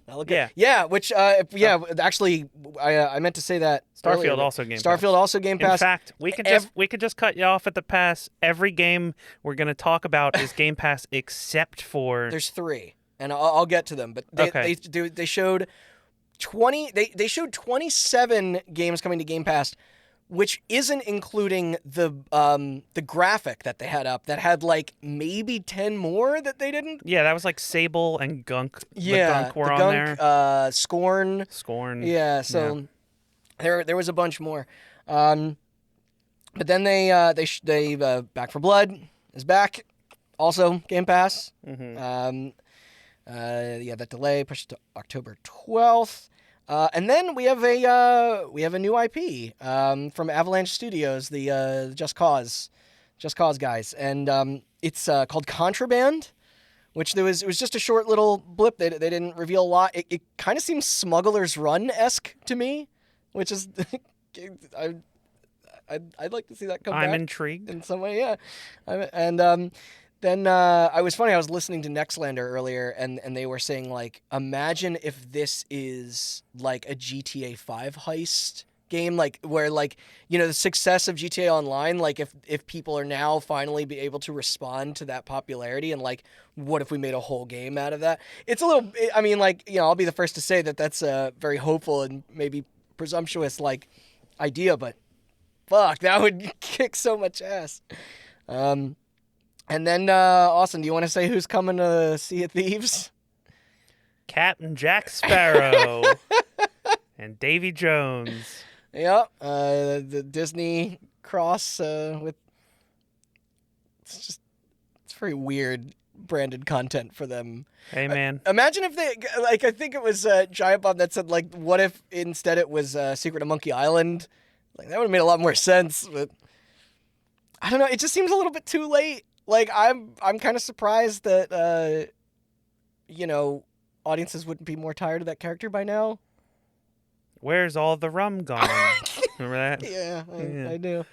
I like that first movie, but I think it's How long was it's that? come and How long gone. ago was that first movie? I saw the other 3. I couldn't tell you anything about the 4th one. I thought the 2nd and 3rd were fine. Weren't there 5? Baby. I think there were 5. Oh God, Stranger Tides is the last one I saw. Oh yeah, there was a 5. At World's End? No, that's That's the 3rd 3. one. I don't. Maybe there was only. I don't know. I remember. I think it's the 4th one that's a reputation for being like the most expensive fucking movie ever made, or something like that. Like it's crazy. But and then okay, so Yakuza Like a Dragon, it's coming to Game Pass, which I know you just bought a second time. It's fine. It's whatever. Yeah. Dead Men Tell No Tales. Is that it? That's the 5th one. Okay, I didn't see that one. So there you go. All right. And the first one came out in 2003? 2001? 2002? 2003. 2003. Okay. I was expecting more of a reaction for Like a Dragon. I'm just kidding. I think you've already. That gone game about rules. that. I don't think I talked about it much on our Maybe Games not. Awards thing because I hadn't played it yet. Yeah. Game fucking rules. Game's awesome. I've liked You what I've have seen Game so Pass, far. you should play it. Yeah. It's amazing. Then we have Battlefield 2042. Not Game Pass. 100. Yeah, not Game Pass. Our first not Game Pass. This is Yeah. 100. I assume it's on EA Play something. Maybe not. I don't know. No, so EA Play has 2 tiers. Right. EA Play, and EA Play One is roped into Pro. Game Pass. Okay. EA Play is included with Game Pass, which they add stuff to periodically after it's kind of Gotcha. had its time in the limelight. But if you want to get it on launch day and date, you have to have the Pro tier. I see. And that costs money. And this is 100 years before 2142, Unforgotten, or Unforgotten. It's a bit of a cult favorite. I liked 2142 quite a bit at the time, this was also shown I think a few days prior to the event. They showed a CG trailer, but this was the gameplay Yes, and I mean these games are always incredible graphic showcases. In fact, there were even like you saw like the new physics, like when the tank's crushing a car, and when there's like trails in the sand from you got a grappling buggies hook. and stuff. You do have a grappling hook is the MVP apparently of, but it's as they said before, it's a 128 player multiplayer on next gen consoles and PC. It's too many. Yeah, it's 64 still on the older platforms. I appreciate their use of disasters. It seems crazy. It's like you switch attachments also on the fly. It's not as class focused as before. I'm gonna fall for it because it's a really great trailer. It looks cool. And I haven't really been impressed by a Battlefield in several years now. Yeah, God, did I hate Battlefield 5. I was not hot on that one either. No. And before that was 1 and then Hardline. Hardline's great. That's just because you're all about militarizing the cops. Mm-hmm. Yep. Back the blue or whatever. No, don't. Please don't. No. I am obvious. If it's not coming through, I'm being sarcastic. That is set for release October 22nd. Also, Battlefield Hardline sucks. Yeah, it's not a good game. I was being sarcastic there too. Yeah, which is unfortunate because it was Visceral. His last game, right? Yeah. Yeah, that stings. Thanks for bringing that up. They showed more of 12 Minutes with their new cast, which that cast was real before with it's James McAvoy, Daisy Ridley, and Will Dafoe. But it finally fucking got a date. In fact, that's our next two games are finalies because it comes August 19th. Speaking of this game games has been in development for a long time. But... Speaking of games that are made by one guy and have been in development for 8 years. Yeah. 12 Minutes. But, and I think we probably said this on our E3 special 2 years ago, game looks real fucking dope. There's a Twitter interaction I saw where somebody typed 12 Minutes has a release date, and they said their release date. But they accidentally wrote 12 hours instead of 12 minutes. It comes out in 12 hours. And no, they wrote the title as 12 hours instead of 12 minutes. Oh, and then weird. the guy who made the game responded and said, "God, no." He's like, it's taken me 8 years to make 12 minutes. Please don't make it 12 hours. And yeah, so the one they followed this with another release date that people have been clamoring for since. But Psychonauts 2, it's coming August 25th. Yep. How's your fig back up doing? What year was that? Did we say? 2015, 2016? 2015. Okay. Which I think I'm getting a Steam code for it. Okay. So I'm just going to give the Steam code to Chelsea because it's on Game Pass. Oh, man. Yeah. Okay, cool. She'll be thrilled. Yeah. I mean, that way she doesn't have to buy it, and I'd rather play it on Xbox anyway. That's fair. Yeah. Because I got a Steam code 6 years ago before Game Pass was a thing. It's Double Fine, of course, before they were acquired, and maybe they had to get bought out just to get this game out the door. But hey, Psychonauts is dope, and like, I'm looking forward to seeing how this one does. We'll find out. I am very excited. Love that first game. Yeah. Less dope is and future topic. I'm sure Fallout 76. It's getting more content. Yeah, want to go to Pittsburgh? No. Been there. Not great. Yeah. Then there was some ESO shit, and also, Skyrim is penguins. Skyrim is turning 10. Cool. Yep. And then there was after this there was a funny like turn into Party Animals, which comes in 2022, which is very Gang Beasts like. Yeah. To the point that it almost looks like it's infringing on some patents. I don't know, but Humans Fall Flat wasn't them either, and that came out after. Yeah, and they've both kind of. The Human Fall Flat people and the Gang Beast people have both kind of come out and been like, we didn't steal from the other person. It just kind of happened that way. All right. This is maybe both, a bit more They're both cool about it. Yeah. Right. I don't think the Gang Beast people really care too much. Yeah, all right. They made their money. That's true. Then I said this earlier, but Hades coming to Xbox and PlayStation. Actually, Hades is coming to Game Pass. Just thinking of which. Yep. Yeah. It's fucking wild. Then Somerville, which was a pretty fresh reveal because apparently because we were saying at the time it kind of seemed like a Playdead looking game, like similar to like a Limbo or Inside, and apparently after Inside came out, one of the two people left Playdead, like one of the two founders branched off and then started their own studio, and that's what this is. Oh, okay, makes sense. And you're like there's a family fighting aliens, it looks like, and there's a cute dog.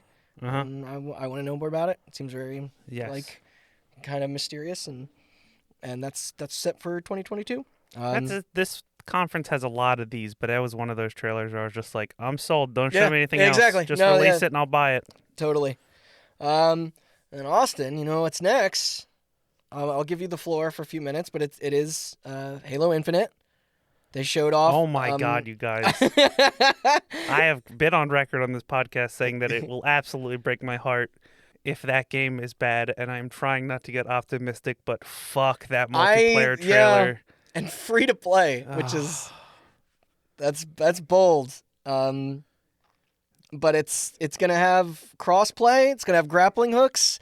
The multiplayer gives me like just wonderful flashbacks to Halo 3 that seems like it's in fact there's even like we saw like the gravity hammer and shit and the Spartan laser, but it seems real fun, and it looks That's like how it you runs show smooth. off. That's how you show off a fucking multiplayer game. Yeah. By the way, somebody pointed out.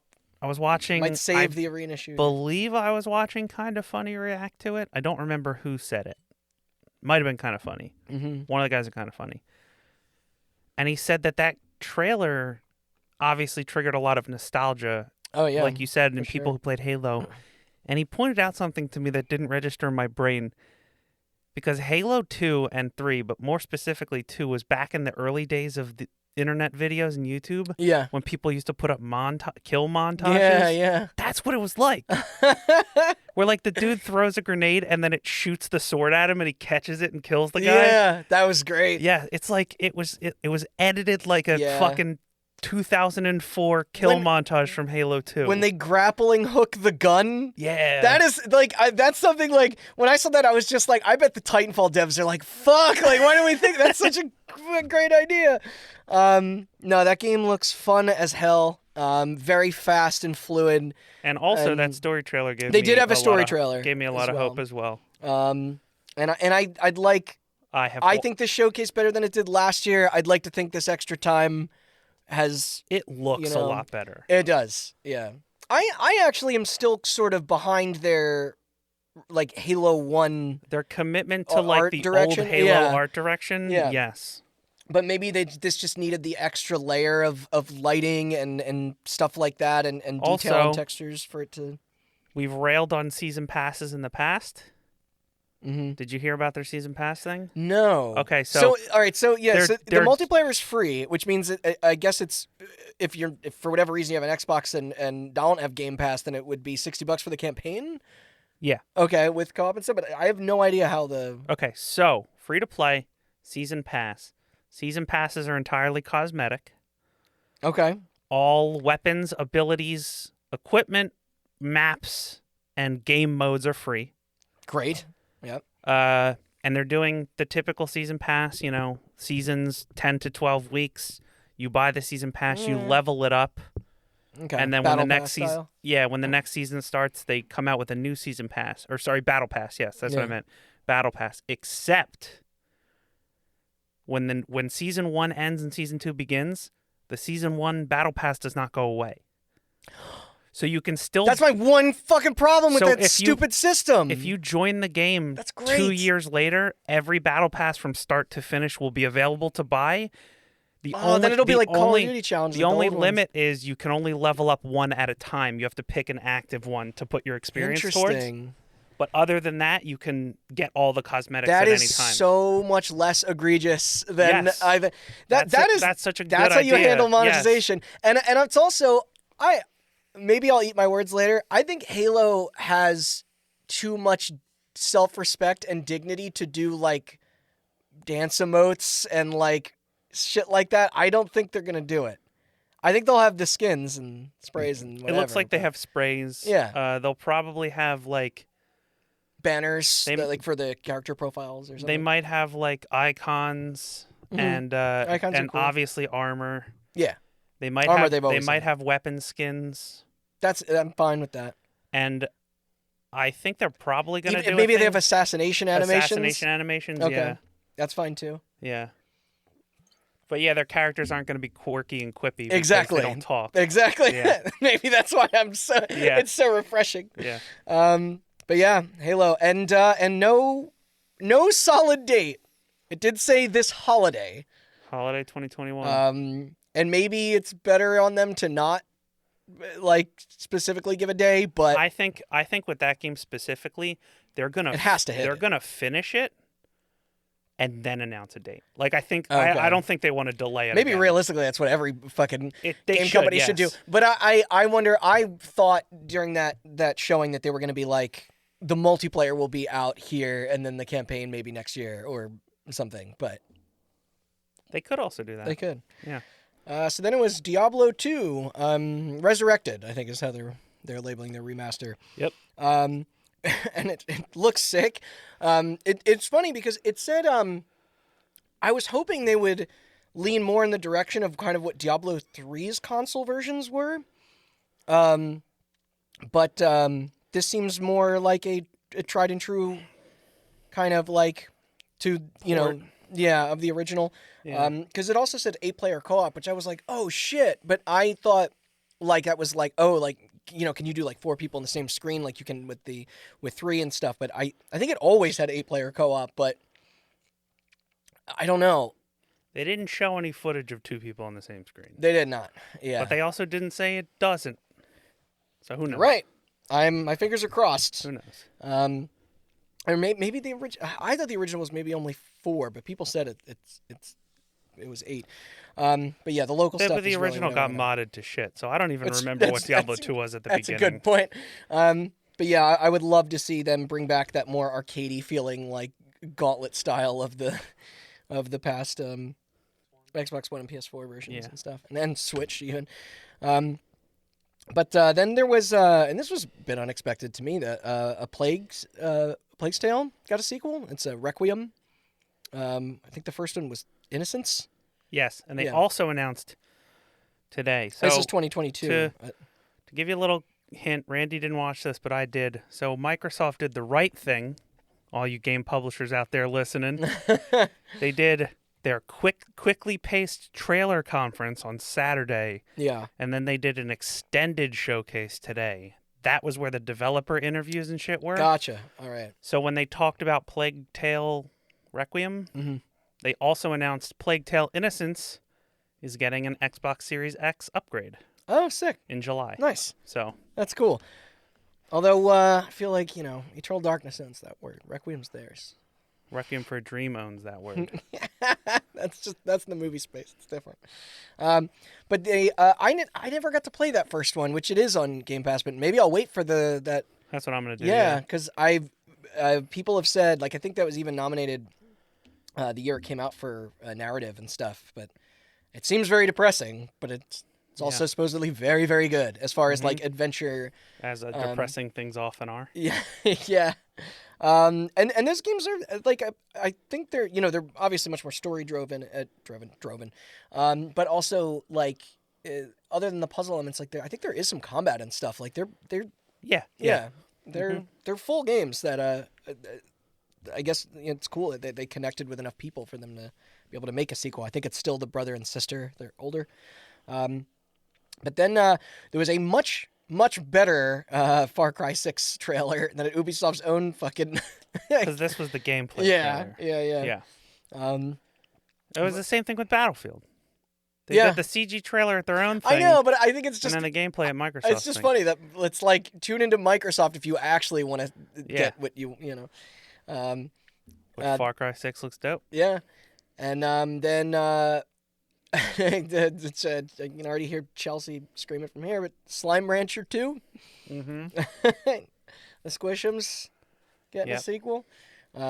Maybe there was a date in that and I forgot, or in early access, but then it was Shredders, our second extreme sport, though this is a snowboarding game. It was funny because initially we were just like, oh shit, is it a new SSX? Is it a new Amped? But it seems kind of more simmy. Yeah. Like it could feel like Skater XL. Mm-hmm. The one thing I did like is that I don't know if you realize the ending of the trailer said, we have a good feeling about December for the release date, which is pretty good.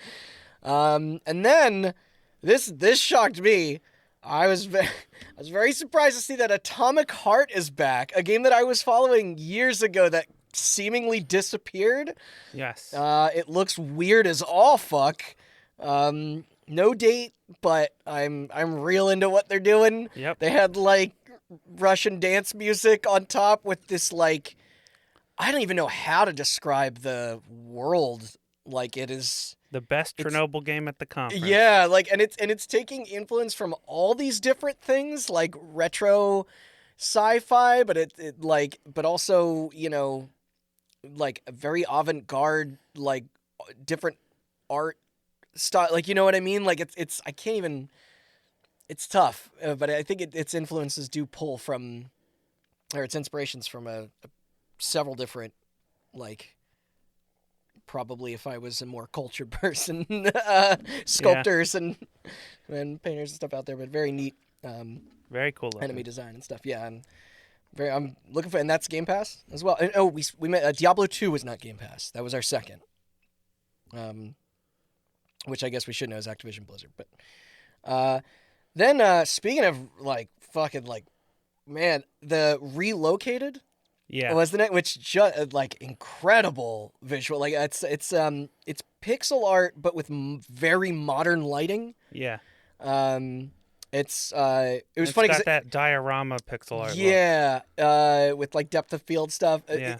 I mean, I understand like that's probably grown in a lot of popularity since Octopath, but they look like they're doing it well. And yes. See, it's like a side scroller action game. It's at first we thought it might have been The Last Night because it has that kind of like cyberpunk sort of setting, but it was not. Last Night was replaced by replaced. I've forgotten the name of. In fact, I even wrote this down as Relocated by accident because it's not the most memorable title. I think they should maybe, for a game that stuck out to a lot of people. This is not the first account of like folks being like, "What was it? Yeah. What was that called again?" But we know many people that I think will be into that one, so we'll keep an eye out. And there was also a Polybius cameo in the trailer. I don't know if you caught that. There's a fight. There's a fight in an arcade, and there's a Polybius cabinet. Next That's to it. awesome. Yeah. So, shout out to our old episode. That's 2022, and then there was another look at. This is out now, but Grounded. Yeah. They're adding like achievements and stuff. And maybe is it going 1.0? Is that maybe there? Because I know that was early access. I don't know. And then this is where they made it more explicit about the Among Us thing with them having 15 players, and I think there's weapons as well now. I don't know. And then see if I can pronounce this right. Eiyuden Chronicles. I gotta have one of these here, right? Like to attract the JRPG crowd. There's 2 games. One coming this year, and I think one in 2023, which doesn't even seem like a real time. But that's the Suikoden spiritual successor? Yes. Yeah.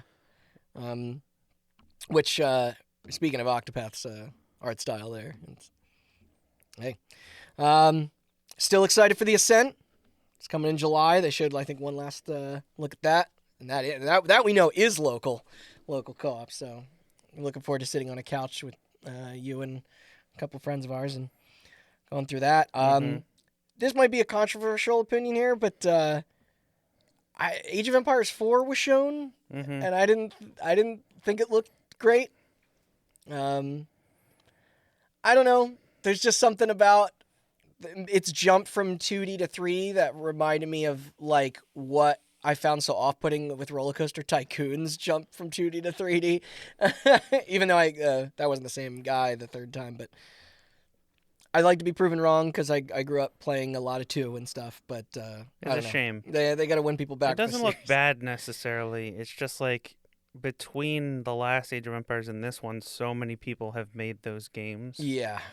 Whereas, like, you think about... Well, that's what we talked about with... I mean, we'll get into it with Nintendo's thing, but also with, like, the Left 4 Dead stuff, too, you know? Yeah, sure. But, like, you think about, like... They're the Total War crowd is probably, like... As opposed to, like, Civ, which has a very distinct art style, this doesn't. And I think that's its problem. It looks... Yeah. It doesn't look bad. It looks generic. You're right. And it shouldn't be. It's Age of Empires. Like, that holds significance. Yes. Like, you know... That's a good way of putting it. You know, it's maybe that time of my life is over, or maybe they'll bring me back, but I'm not holding out too much hope. There's this fucking meta-ass Outer Worlds 2. That was great.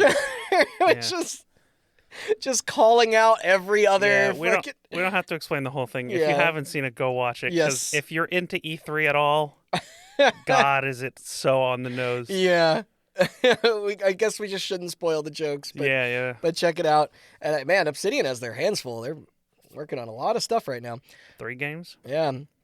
And none of them small, you know? Yeah. Microsoft Flight Sim is coming to console finally on the Series X. Probably the only one of theirs powerful enough. Yeah, because it's that game is pushing tech to the limits with its use of the map. Yep, and everything. Top Gun's coming to. Yes, Top Gun DLC for free, which I don't even know what happened to that movie. Is it Maverick? Yeah, Does that mean there's going to be like fighting in the DLC or just flying jets? you just fly jets, I Alright. think. I I don't mean- think they have the systems for shooting. That would be very. I'd be into it at that point. But no, Microsoft Flight Sim is a really kind of amazing piece of work that I Download it and fly planes into your friends' houses. 'Cause that's Yeah. what I did. Yep. I did see that they also are putting out one of those, like, all the Series X is getting support for all the controllers. Yes. So, which is HOTAS. bring back Steel Battalion. Hell yeah. Then we're getting close to the end here. But it's Forza Horizon 5, not Forza Motorsport 7, Yeah. because they usually switch off. Yeah. And the last one was 4, and now they're coming right here. Although technically they also do it yearly, so technically this is on pace. Okay, because they Because didn't do 4 any was last year. 2019, Okay, and this and they is didn't do one last year. and this looks like a much more respectful and like drug and crime free version of Mexico that they're going to.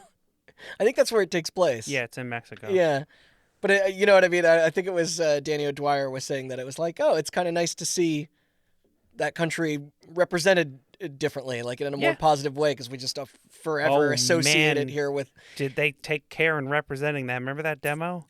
They were just like, look at the cactus needles. Yeah. And I was like, I don't want to.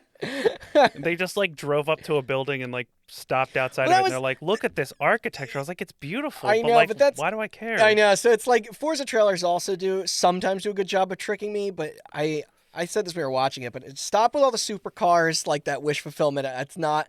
I like and the open world. Like, I mean, we've already bitched. I even think on here before about how the licensing has fucked every car game forever, which is why our arcade racers are dead, and it's That's only why Sims Burnout now. 3 is the best racing game of all time. Yeah, I love how this is gonna come up again in a week too. But Yeah. all hail Burnout 3 and F-Zero GX, but for a Nope. different reason. Just Burnout. But yeah, just make vehicles crash again. Come That's on. what I'm saying. I know, exactly. Just stop. And that's the other thing too is like, and we were talking to a buddy of ours who's a mechanic, that apparently there's also a lot of push from companies to like, hey, we want our cars to be faster and better than these other cars in a game that our competitors are Yeah. make, and then we don't want this company in here at all, like, but we want, like, they're shitty, and it's ruining this, and we need to stop giving into it. But it also like doesn't matter. It doesn't matter. Because you never get Yeah. to top speed in Forza. There's Yeah. too many turns. I mean, you're also racing like helicopters and shit. Like, who cares? Whereas Burnout, did you know Burnout has a brake button? Because I didn't. Why would you? Yeah, and It has a boost button, which you always have to be holding but constantly. all this safety shit. I want to check someone into a wall and have them blow Yeah, up, and exactly. then Jimmy World's playing in the background or something. Like, Yeah. That's what I'm trying to say. and then Put yellow card in Forza. might who knows? Yeah. So now we have their Microsoft's and one more thing. Like, Phil Spencer came out, and then they ended on I guess. Sorry, forgive me if I'm. Arcane was split off into 2 studios. Yes. And So Dishonored 2. was made. Is this made the game that I'm about to say made by the people that made Dishonored 1 and 2. Prey? Dishonored 2. So Dishonored 1 was made first. That was Arcane's first game. Okay. Then they formed Arcane Austin, and Right. Arcane Leon is the other one. So Arcane Leon made Prey, Arcane Austin made Dishonored 2, And this is Austin and then again? Arcane Leon is doing Deathloop, Deathloop, and Arcane yes. Austin is God, doing don't forget about Deathloop. I really want to play that. Redfall. Yes. In the most Stranger Things fucking fought. Uh-huh. People were, I think, hotter on this trailer than I was. It's Left 4 Dead, but open world, first person shooting, but probably an emphasis on stealth if it's Arcane. I also think the name is a bit, Yeah. it could have been more creative. And it's very jokey, very quippy. And it was kind of a long trailer for something without gameplay. But Sure. it's vampires, or you're fighting vampires. I don't know. Anything more you want to say about it? Potentially, a Left 4 Dead where you have Dishonored powers is cool. Yeah, But I haven't right. seen enough. That's fair. Yeah. Actually, you know what? The third game, because this is also Game Pass. But the third game was Far Cry. Duh. Oh, yeah. That's Wait, so what were the 3? Battlefield, Far Cry, and what else? Diablo. Right. Okay. Yeah, that's it. And then actually, you know what? The real celebration, the thing that we should be pedestaling wasn't. It's not. It was. Do you remember what they? It was like the stream was still going on, but the show was technically over. But then it was the reveal of the Xbox mini fridge. Yeah. That is not a bit, but it modeled from the Series X that everyone said looked like a fridge and it does. Capitalism, bringing memes to life.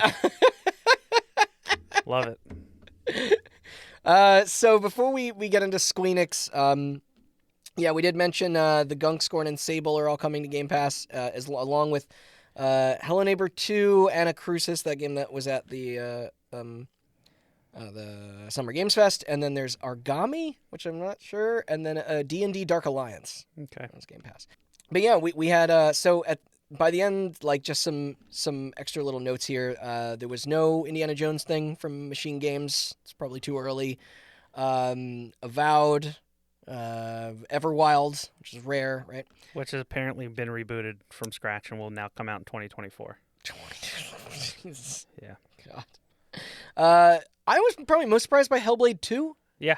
Because that was the first game ever revealed with the... That's on our Game Awards episode from 2 years ago. Which is good. It means they're taking their time with it. Yeah, and they should be. It's Hellblade 1, I don't like as much as a lot of people. I respect it more I do. than I respect yeah. it. It's very cool, and I've tried to beat it 4 times. I just can't. It's just too... Yeah. I don't know. Not that I was expecting it, but of all the games out there, the one that I think I most want info on is Perfect Dark. Whatever that ends up being by their new company.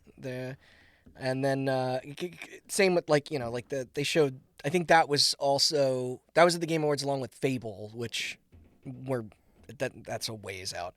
It's weird. There were actually like a few things from this Series X and S kind of like announcement that never reappeared, like that Crossfire X campaign that Respawn is supposedly handling, and then that Bright Memory Infinite game that was made by the one guy.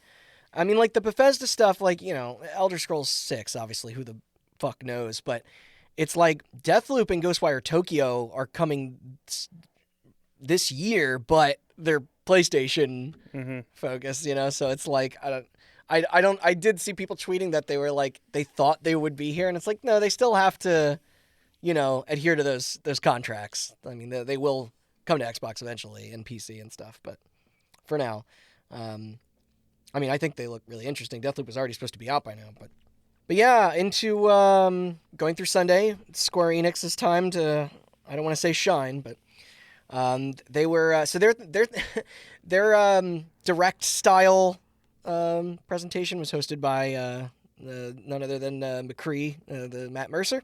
Yep. And they led with which was this leaked or the Guardians of the Galaxy? It was announced. It was formally. I wasn't sure if it was. It might have been a leak.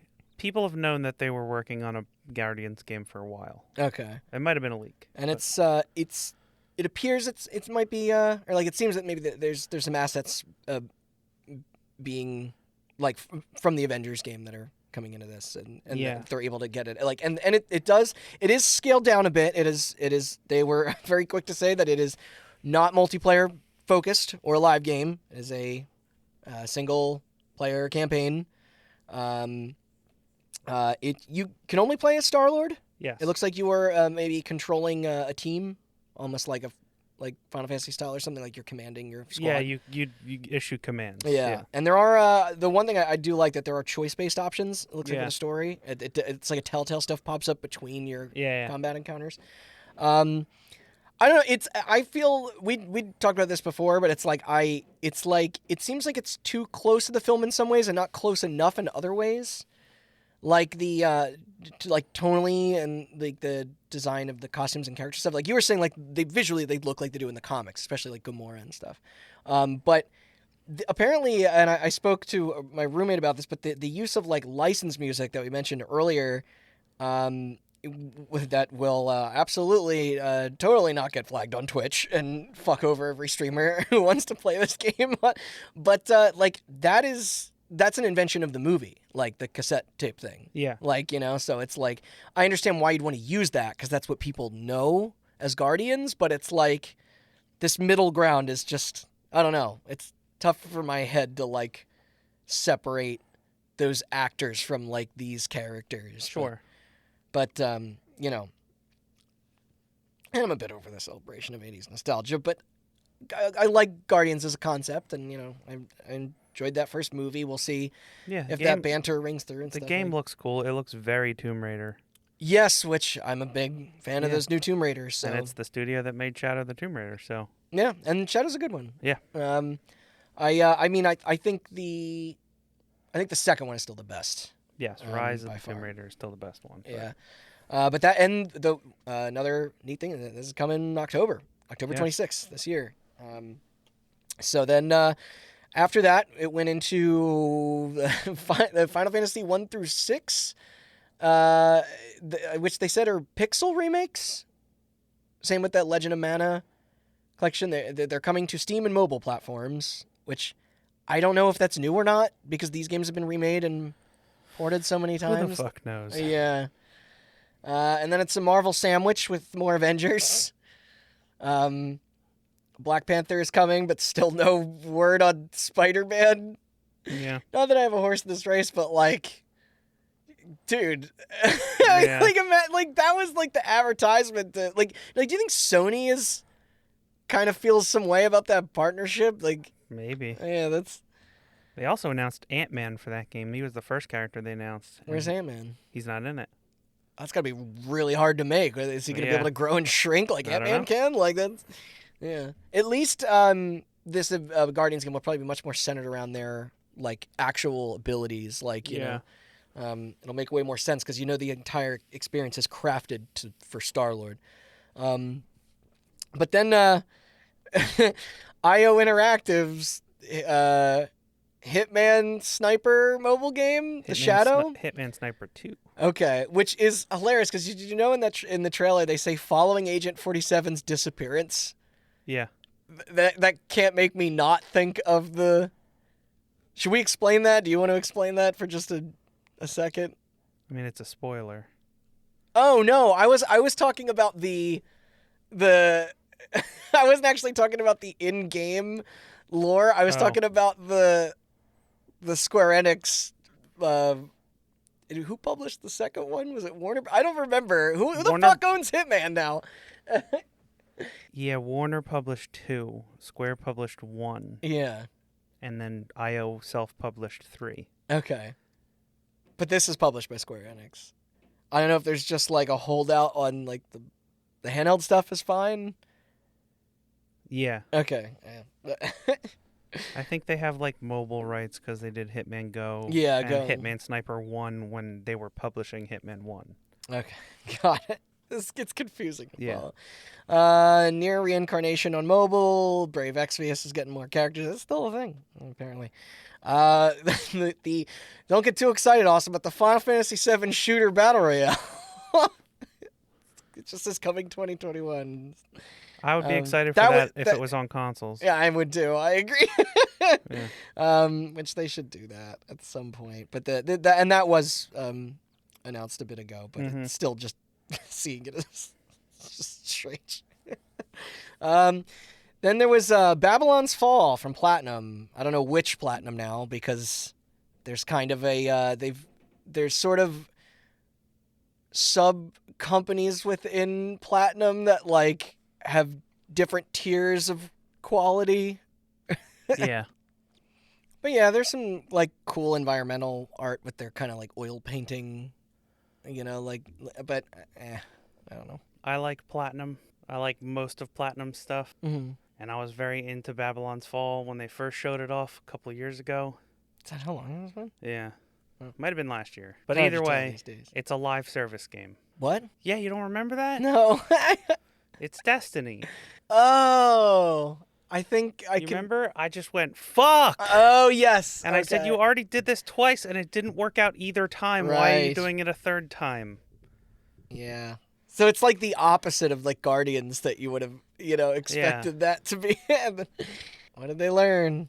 And I was not alone in that thought process. A lot of people were very upset to hear that Platinum is making a live service game. Yeah. Because that is not what people want out of Platinum's games. It's not what they've built their reputation from either.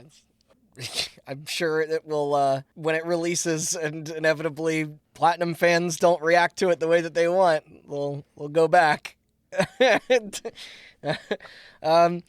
Next, I in my list here, it just says, Life is Strange 1 doesn't need a remaster.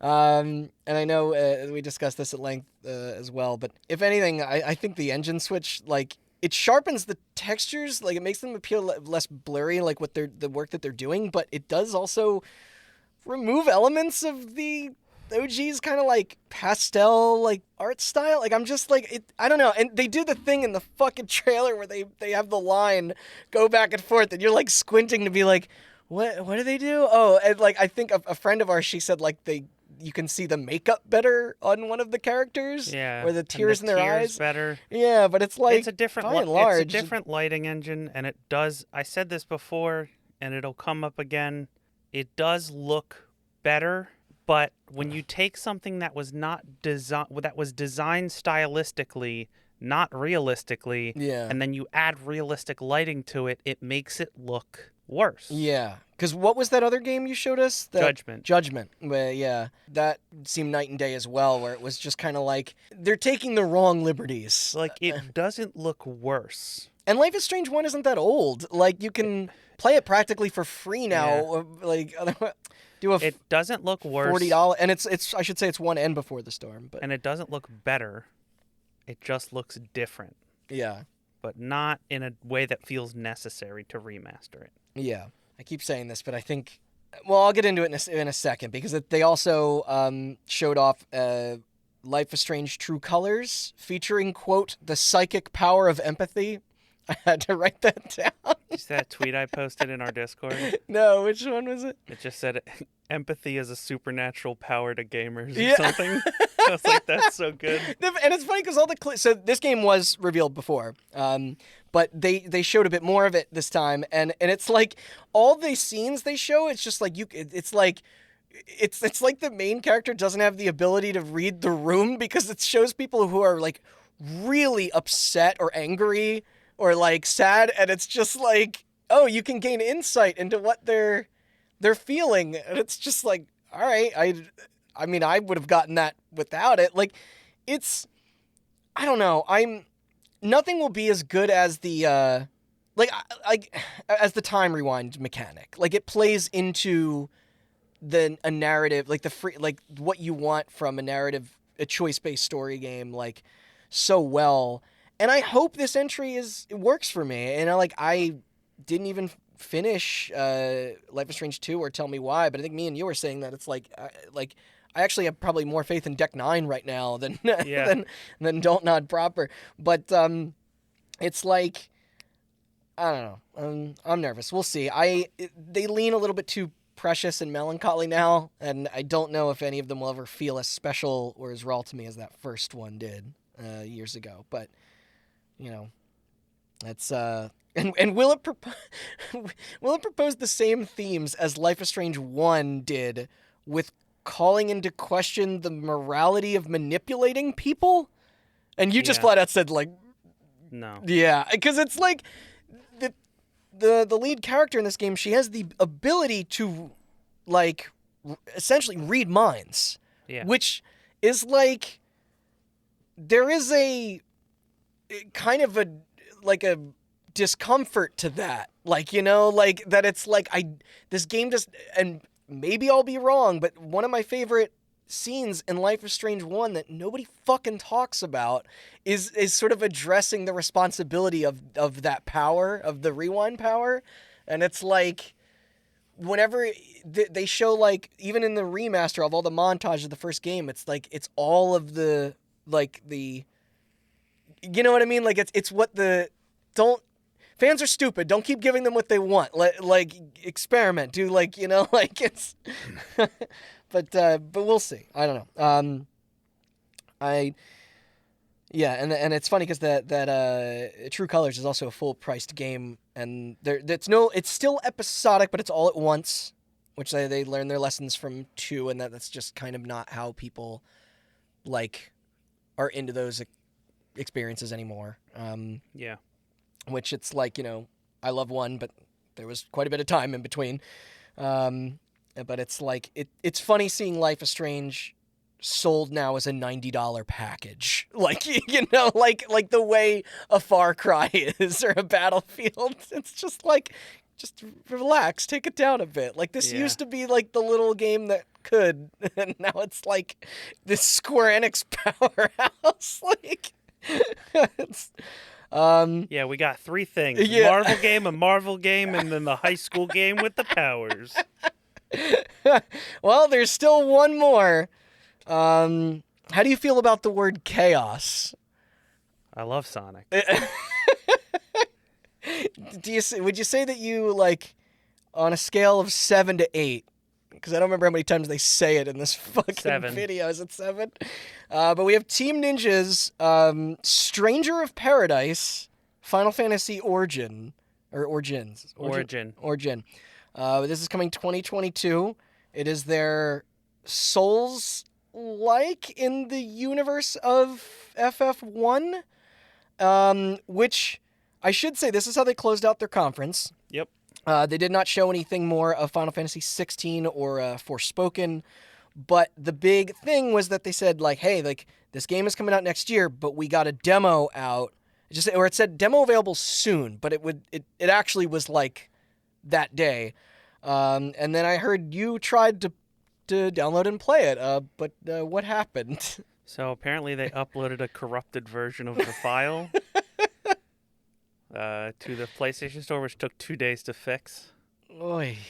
So, which is fine. It's E3 Yeah, time. I mean, they're all busy. I get it. I mean, did they extend how long you could play it? I don't know. Okay. But you did eventually get to... Yes, I played it last night. Yeah. What did you think? It's weird. I've heard a lot of people say that they are into the mechanics of it, but are not so much the vibe. That makes sense. The vibe is terrible. Yeah, like... Lead character kind of looks like Eminem in the early 2000s. I've seen that trail around as well. It's strange because Final Fantasy is so cool, or can be so cool, I should say. And it's like, so we talked about it before, like 15 has a very, very cool aesthetic. Yeah. 7 has an amazing aesthetic. Agreed. Right? 16 looks really cool. Mm-hmm. And 16 is like old-timey. It's like medieval. Yeah, 13 had a cool aesthetic. Mm-hmm. You know? But it's just like, it's Final Fantasy, but somebody tried to make it Dark Souls. Remember we had the conversation about Elden Ring and how it's like that like gothic-y sort of fantasy setting has been done to death, kind of. Yeah. And so Elden Ring is kind of like diminishing returns. Yeah. I think that Final Fantasy game kind of proves that, like, that's what happens when you go, hey, make Dark Souls to someone who isn't Miyazaki. Because it's like... That's a good... It's half Final Fantasy and half Dark Souls. It's the Neo team.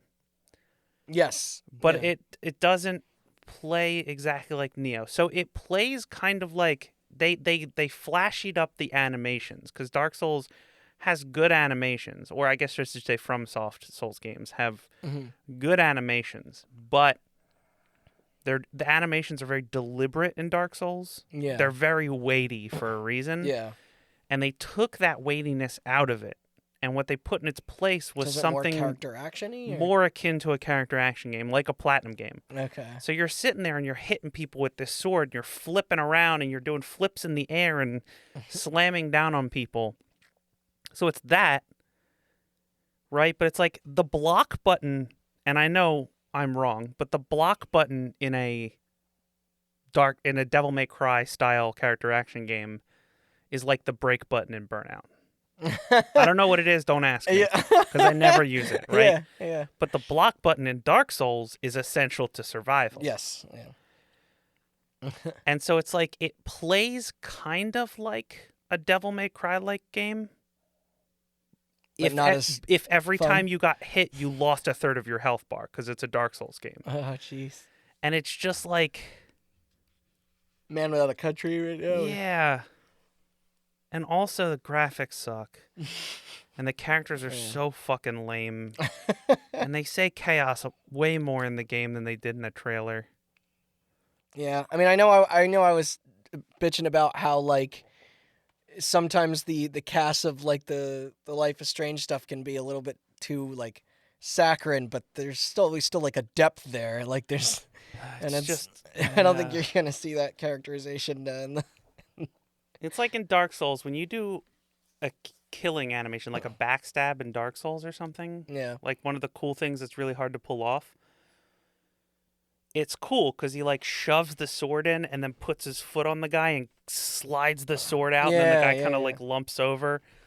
It's so meaty, right? Yeah. Oh yeah. Yeah. No, that's a good way of putting it. There is something to that, the weight of that in like that Demon Souls like remake that stands out to me. This has that, even the way like the audio is mixed, and this has the system from Sekiro where, and Ghost of Tsushima used this, and Neo 2 used this as well, where everybody has like a break gauge, so you can, if you block too much, it'll build up a gauge, and essentially your character will get stunned when that gauge fills. And like in this game, when you break somebody, you go up to them and you hit circle and you punch into their stomach and turn them into these red crystals, and then punch them with your other hand and the crystals shatter and it refills your magic bar. And it's like, dude, what do you want to be? Do you want to be Devil May Cry or do you want to be Dark Souls? Because they're two very different games. They want to be whatever makes money. Whatever help, like the fans are... Well, they got some time left, so, see where it goes. Up next was Warner Brothers. And they were very quick to put out to the word prior that it was only going to be Back 4 Blood. This is on Monday also. We're jumping ahead the next day. So that means no Harry Potter game, no new NetherRealm fighter, disappointingly. I didn't watch this. I already played Back 4 Blood. I already want to get it. It was all PvP stuff. I watched it. Oh, okay. It was all about the PvP, which is cool, but sure. You know, that's. I don't think that's what I'm probably going to come to that same. before, but then it was the PC gaming show, which so there's two things. The framing of this was so fucking dorky and awkward. It was like a Star Trek parody with Day 9 and a couple other people. Mika Burton. Yeah, and they would just like. It would be like them green screen in a spaceship pointing out how there was like trailers for stuff over the horizon, and it was real lame. Yeah, it did it's not doing anything for me. So there are, I think they showed 50 games in total. In the interest of time, should I just kind of like trim that list down. Let's see if I can. I mean, there are a couple that stood out to me personally, but other than that, I could do rapid fire. Want me to do rapid fire? Sure. Wait, all 50? Yeah. How fast can I go? Go ahead. All right, let's see. And also not a lot of definitive release dates. This is not very rapid fire. You're right. You're taking way too long. Nakara Blade Point Battle Royale. That's an open beta on Steam and Epic. Dodgeball Academia, it's an RPG. There's more Chivalry 2, a game called Raw Man that looked like Splatoon with food. It's like an arena brawler. They had a behind-the-scenes catch-up thing on Dying Light 2, Humankind. Is that what it's called? Yeah, Humankind. Yeah, I think there's a closed beta coming to that. There was a 2D sci-fi platformer called They Always Run. Then Orcs Must Die 3. That's the Stadia exclusivity's over. So that's coming, I think, to everything else. Or PC at least. Vampire the Masquerade Swan Song. Mm-hmm. That's their third-person narrative game. Anything but finishing that actual thing. Gigabash, which is like a Destroy All Monsters Melee, the game, the Godzilla GameCube game. Someone out there besides me must be nostalgic for it because the it's very much channeling that same energy. Then a game called Lemnis Gate. It's like a time-bending strategy shooter where you're stuck in a loop. Next, Space Rebels. It's like Kerbal, but with FMV. So we got War Tales, an open-world, turn-based medieval RPG. Ixion Space Game had a CGI trailer. Far, Changing Tides, a 3D exploration sequel, traversing a lot of water. Lakeburg Legacies, a village management sim. Killing Floor 2 is going to space with DLC. There's Silt, monochromic underwater puzzle game. Hello Neighbor 2. So dev update again. For Jurassic World Evolution 2. There's like a new mode that's apparently from the old movies. As I said, all you need is the first one. There was a montage, which I'm gonna stop here because there's a game called Falling Aces that looks like really striking. It's an all hand-drawn noir FPS with gangsters, which you said there's some misinformation about this out there. Yeah. There was supposed to be a demo, but they had to pull it. Yeah. And then Valve advertised it anyway. Yeah. Ultra Kill still looks cool. I almost said kill. Other stuff in here was a game called Medieval. The Black Labyrinth, Unfortunate Spaceman, Dusk 82, Kyle is Completely Famous, Fate, The Unholy Trilogy, Gloomwood, Dusk. Then they cut to Gabe Newell, who's still hiding out in New Zealand. He introduced Steam Next Fest, which is where the demo of Fallen Aces was, I think, supposed to be. There was also demos for Undead Citadel, Rogue Lords, and Grime. Then there's Solstice, a Japanese fantasy Souls-like. Chaos Gate Demon Hunters, which is a turn-based tactical Warhammer game. Pioneer with one E. It's like a Stalker or Metro-like with the modern Pip-Boy. It's kind of gritty and supernatural looking. They add that to our Russian list. Then our Chernobyl mark on the board, or Chernobyl thing. Yeah, well, I'll add a tally mark. Which it was just funny because I think people thought this was a co-op thing, which would make it be its own thing from its contemporaries, but then it turns out it might be an MMO apparently. Yeah. Okay. They're adding career paths to make the onboarding process for easier in EVE Online. Okay. So a throwback or an old episode. Lumberhill, described from PC Gamer as a little slice of life game. It's like, and then Arborea, a dark fantasy rogue light, not roguelike. Tinykin, this cute puzzle adventure title. Chernobylite. Right. Yep, mark the board. It's a survival game with base building. Sacrifier, an RPG with a blend of real-time and turn-based combat. Are we up to 5 Chernobyl games? I think. Yeah, okay. Icarus, a sci-fi survival sim from New Zealand with building progression. Mecha Jammer, which is an action RPG with team management. The Wandering Village, I think you've probably seen that before. A fantasy city planner on the back of a giant creature, like walks. Death Trash, twin stick shooter, which seems could be neat. Songs of Conquest, a tactical game with more high contrast pixel art, a la Octopath Traveler. We need a separate board for that. A Citizen Sleeper, it's a tabletop with the narrative focused dice rolls. Project Warlock, it's like a retro shooter. It's hitting Kickstarter. And that's all. Oof. That took you 10 minutes? That was 10 minutes? I think so. Man. The next is it's the Future Game Show, which I don't even know what the fucking difference is between these anymore. What does that mean? Like, I'm happy it was hosted by Troy Baker and Laura Bailey, who are just the loveliest people, but like, what does Future Game Show mean? They're in the future. It's all these games. Yeah.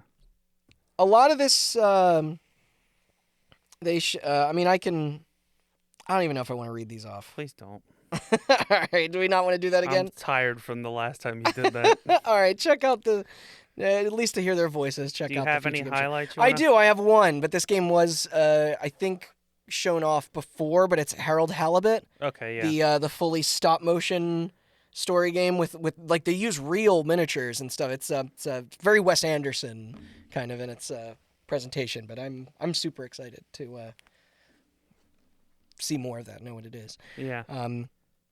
But I think it might be like it's all like it looks like it switches from 2D to 3D and it's like side scrolling up, but I love adventure games that really form their own identity, and this one is I think when this first trailer came out a bit ago, it caught the attention of a lot of people, myself included. Then it was, I guess you could say, Take-Two did something, but from what I looked up, it said that they showed no games at all. It was a diversity panel. Oh. Because not that I think anybody was like tuning in and being like, where's GTA 6 and Bioshock 4, but... It was interesting to listen to, but it was not. It was more like a PAX panel than something that would happen at E3. Just Take-Two holds a lot of, like... Yeah. It's just like, That's LGBTQ and POC representation. That's good. Yeah. It's funny that they're the ones behind that. I think they would have marketed this a little differently. Yeah. Because the subject matter, like, that wasn't made clear to me from when I saw their initial, like, the I guess... Schedule? Yeah. Because I think, they put that out. Yeah. Officially, but... and for the record, we're not covering the Intellivision and Razer and fucking, I think, Verizon. Did you know that 5G is good for gamers? Because I do now. Oh my God. Okay, we don't have to talk about this for long, but oh my God. So there's a game coming out, and it's tied to a line of pop vinyl ripoffs, right? Right. And I watched this conference. If you, like me, absolutely hate cryptocurrency and NFTs and all that stuff. I do. And I also hate pop vinyls. So. Well, I know you do. I'm talking to the listeners. Okay. Watch. I don't remember the fucking name of the game. You can look at the schedule. It's in between the 2K thing and what you have next. Yeah. Somewhere in there. Because it was before... This was on Monday? Tuesday? No. Monday. Yeah. And it's a fever dream, dude. Like they start out talking about how they're making these pop vinyls that you can customize. And then they start out talking about how they're also making a Roblox game to go along with these pop vinyls where you can make your own games within the game using your customized pop vinyl. Boy, but so Toys to Life is back? Is that what you're saying? All the assets for the game are NFTs. And they're building the game on the blockchain. But they're also collaborating with like a graffiti artist and also a fashion designer. I swear to God, it was like it was like a 30-minute long it was like a 30-minute long Whitest Kid You Know sketch about like every buzzword that executives are shouting now. Like the trendiest thing, it just breaks. Yeah. Oh boy. I watched it and I was just like, boy. I kind of want to check this out after. It makes me so angry. I'm going to look up the name of the game. But you can keep going. All right, so next is the Indie Showcase, which I'm not going to run through those. It's mostly stuff that has already come up today. Yeah. But if you want to go check that, because it's like the majority of what you're seeing at like the PC gaming show and at this Future game show and the Wholesome director or indie. So it's like, I guess this is just kind of a you further elaborate on something like if like Fallen Aces was here again, and I think this was the ESA one. oh, okay. So if they had a floor, a show floor still, this would be like the indie mega booth where the games themselves could because the PC played. gaming show was PC Gamer, the Wholesome was Guerrilla Collective, and then the Summer Games Fest was Jeff Keighley. Yeah. So none of those were the ESA. So Gotcha. I think that was the one that was on the official ESA schedule. It's just imagine if you wanted your game shown, you would just be like, yeah, I'll do it at all three, whatever. Mm-hmm. All right, so this is going to be a weird part. Every year, these guys are not a part of the ESA, but every year they do a little thing that Limited Run, who has come up on the show more than a few times, I think, on our podcast. Yeah. In fact, most recently in our Night Trap series. But they announced that they were doing physical versions of Super Hot, which I'm very excited for. They're also doing like Axiom Verge 2 and Strife and Blood Rain Betrayal. Zombies Ate My Neighbors is coming back. You mentioned to me like they're actually putting together a Rondo of Blood, like a Castlevania Rondo of Blood cartridge, which was never... For the TurboGrafx 16, yeah. Right, yeah, the cards. That's what it is. It's those little card things. And because that never was initially, it was never released in the United States, right? And that was a Japanese exclusive. Mm-hmm. By the way, Mythical Games was the name of that company, if you want to look that... Mythical Games? That blockchain presentation up. Okay. And it's like, and they've done this before, too, where it's like their first couple of years, they were pressing discs, mostly PS4 stuff, but then they got into Vita and Switch. Yeah. And then with their cards, and then they also did this with Shantae. Yes, a Game Boy Advance. No, it was Game Boy Color. Yes, right? Game Boy Color, yeah. And then they did it with Shadows of the Empire and like Pod Racer, actual N64. Yep. That shit's great. Yeah. Because a lot of these games are very difficult to hunt down and buy because they're expensive. Especially that Shantae game. Yeah, exactly. So I think I don't know if they'll do it with Zombies Ate My Neighbors, like if they'll put the SNES one out, but they've done that stuff before too. Speaking of Shantae. Oh wait, we didn't get there yet. Oh yeah, but I think them like especially putting things out for the first time that never got that wide distribution before, like especially like in terms of territory, it's like that's neat. Yeah, I'm all about that. But then there's a couple other things. Like I think they're getting into just publishing and because they announced that River City Girls 2 was like normally limited run. You just expect to see games that are already out. Yeah, physical edition of digital games that you can play. But the one I have to point out, which I know I said I was surprised by other stuff earlier, this was the most unexpected thing to me the entire week. Yep. In fact, maybe the whole year, almost ever.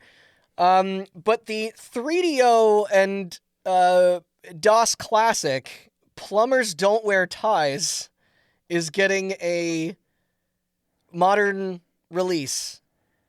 Like the PS5 is even included in that as well. Mm-hmm. Which, if people don't know, is a horrible, horrible game made up of... It's not even FMV. Like, it's slideshows. It's... with, like, bad clip art. It is practically unplayable. It barely constitutes a game.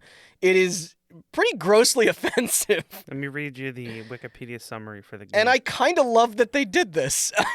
Plumbers Don't Wear Ties received overwhelmingly negative reviews from critics for its lackluster production value, nonsensical storyline, poor acting, poor humor, and for primarily being presented as a slideshow despite being advertised as full-motion video. Yeah. It is widely considered one of the worst video games of all time. Yep. And here comes Limited Run, and to save it so we can all experience, like, they're only a year away from, like, Big Rigs, right? Like, or, like... like I'll buy a physical version of Big Rigs. I would, too. But it's like, this industry is just going to collapse under the weight of its own irony. Like, it's like, I don't... I'm gonna buy this, too. Yeah. I know I am. Uh-huh. They're gonna have to resubmit this to get rated again. Why? Like, it's... There are games, like, I get the bit, but I really wonder how much that bit is going to be worth in terms of, like, costs. There's not a price yet for this, but there's a bunch of other stuff in limited run showcase. There are physical editions of also like good games too, like what I said earlier with Super Hot and Axiom Verge and stuff. But now we have Capcom, which is, I'm gonna say it, the worst presentation of the show, or at least it's the one that made me the most angry of this entire E3. That's a good way to put it. Yeah, because you did not watch that Koch media. You're right, I did not. But I think it's just more of how disappointing this is for Capcom. Like, it's a shame. Like, I love, who doesn't love Capcom, especially like they're having a resurgence again. Like in the last couple of years, like they were probably the fucking best publisher of the 8 and 16-bit era, like for sure. But it was basically, no, they did come out front beforehand and like they're like, hey, temper your expectations, but like that's not an excuse to be bad. Like they did say, hey, we're only going to cover these games. But it's like, whatever, man. Like they paid for the slot. I don't know if it's just this may be a bit conspiracy theory, but it's like I don't know if they just want to like be on the good graces to get a solid booth spot next year. I don't fucking know, but this was so pointless. Like, and I watched it anyway because they were gonna lead with some Resident Evil info, which was like the most non-news. But Reverse is coming out next month. Reverse is coming next month, which like should have technically been out already, and there still isn't even a date. And they weren't planning on making DLC for Village, but now they will. Yeah, like they showed no new content for either, but the RE Village stuff was just like they said they just started it. Yeah. Like and it's funny because 7 beforehand, like they led with like, hey, there's like a season pass and we're going to add more stuff and some of it's going to be like connected closely to the story and some isn't, and then right. That followed a schedule. Like the game ends with that ad for the Chris is not a hero campaign, and it's like I don't know if for whatever reason they weren't expecting 8 to sell as well as it is currently doing. Yeah, I think they should have known that after the success of 7 in the 2 and 3 makes, but like I thought there was going to be something here, and that is the just like, did I just watch the visual representation of a tweet? Like, like it was nothing. It was like barely even a press statement. Yeah, like, it was literally white text on black screen. Yeah, and they had the director of the game talking, and I'm happy to see him happy. I fucking loved Village. Yeah. I want more Village, but it was just like, yeah. And then they showed, I guess, Monster Hunter Stories 2 again, and some other stuff is coming to Monster Hunter Rise. And then there was the Great Ace Attorney Chronicles, which, in my opinion, that franchise did not make the jump well to 3D. You told me people are excited for it, evidently, but it also has practically no voice acting, which I think only becomes a larger deal breaker when you have a full console game rather than the handheld, like you know, like the original DS. But that's it. There was no. I think they ended on a some I don't know. It was like Capcom Fighters. Yeah. Well, no. Did you say Monster Hunter Stories too? Yeah. Okay. Yeah. I missed it. No, I blocked it out. That's fine. I've already said that. Yeah, they also said Capcom Fighters will announce something at the end. Yeah. Which you would think would be a new fighting game, or a Street Fighter 6 or something else. Character a new in 5, Rival Schools, a new Darkstalkers, a new Marvel vs. Capcom, or just a new character in the season pass for 5 because there's still one that's not revealed yet. And now would be the time to do it, even if it's just concept art. But nope, they just talked about their esports. And I think you put it the best yesterday when you were like, I don't know who this is for, because if you're involved in that scene and that like community, like this is all information you already know. And if you're outside of it, then you don't care. Yeah. So like, but yeah, no Pragmata, no RE4, VR or otherwise. That was Capcom. Like, boo. Yeah. Seriously. So now we get to Tuesday, which I'm going to say is probably the most anticipated of all of the presentations. Yes. They certainly had the highest viewership numbers. But this is the Nintendo's Direct for E3 2021. They did put out like a statement beforehand that it would exclusively be software, which meant no Switch Pro. Which I'm kind of like, I'm just kind of sick of those rumors being a part of the news. I wish that they would announce that thing. Like, I've heard, like, people are saying that some of Bloomberg's reporting is being called into question. Yeah. Because they, like, doubled down, like, they, like, more than once about how they, like, no, this thing is coming out this year. Like, we've got proof. Like, you'll see. Again, it's like, will we? Like, I don't know if the chip shortage is going to affect this, and the Switch is already selling gangbusters, so it's like... Of course it will. The Switch's internals are made by NVIDIA. Right. Which that company notorious for being able to get products into customers' hands right now. So it's kind of like, why do they need to even do this? Yeah. So we kicked it off with a bunch of our beloved Smash characters getting thrown into a volcano off a cliff. And it's Tekken's oh shit. How do I pronounce this? Kazuma, is it? Kazuya? Kazuya? Kazuya? Kazuya. The Ouya is coming to Smash? Yes. You immediately recognized Yes. yeah. He's like the Ryu of Tekken. Okay. Yeah. Well, it makes sense because Ryu's in Smash. Yep. He's not my type of character, but I still think that's cool. Especially now there are representatives from Street Fighter, King of Fighters, and now Tekken all in the same game. Like, Smash Brothers is fucking wild, man. I think we only have one left on that pass, though, so I don't know who I have to sacrifice for Doom Guy, but yeah, I mean this only just further solidifies that Smash Brothers will always be at the top forever. There's no drop date for that, but you can tune in for more on the June 28th, where you can watch poor Sakurai not be able to retire. Which that might just be the drop date. They might just be like, it's out now, and then he'll kind of just further show some of the tactics and how he controls. And then he'll go back to his cell. Yeah. Poor guy. I know. Hardest working man in the business. Yep. I've said it, and I'll keep saying it time and time again.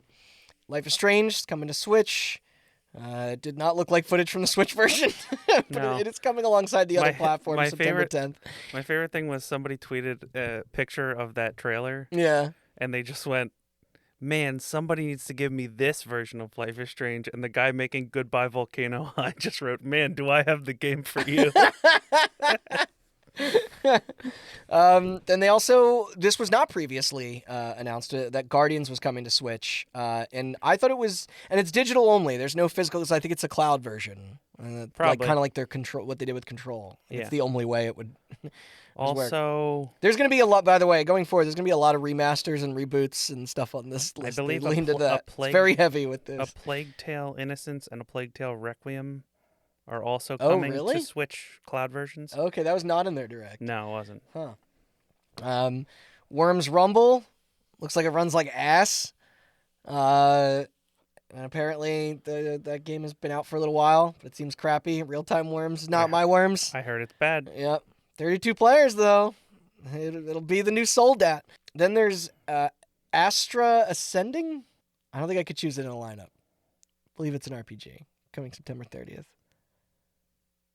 You're making stuff up. I'm not, I swear. Then there's 2 Point Campus Hospital. Yeah, it's, fine. But next, it's the Super Monkey Ball Banana Master Collection. What is it called? Banana Mania. Banana Mania. And I only know that because people are saying that Sega's going to start calling all their remasters Mania now.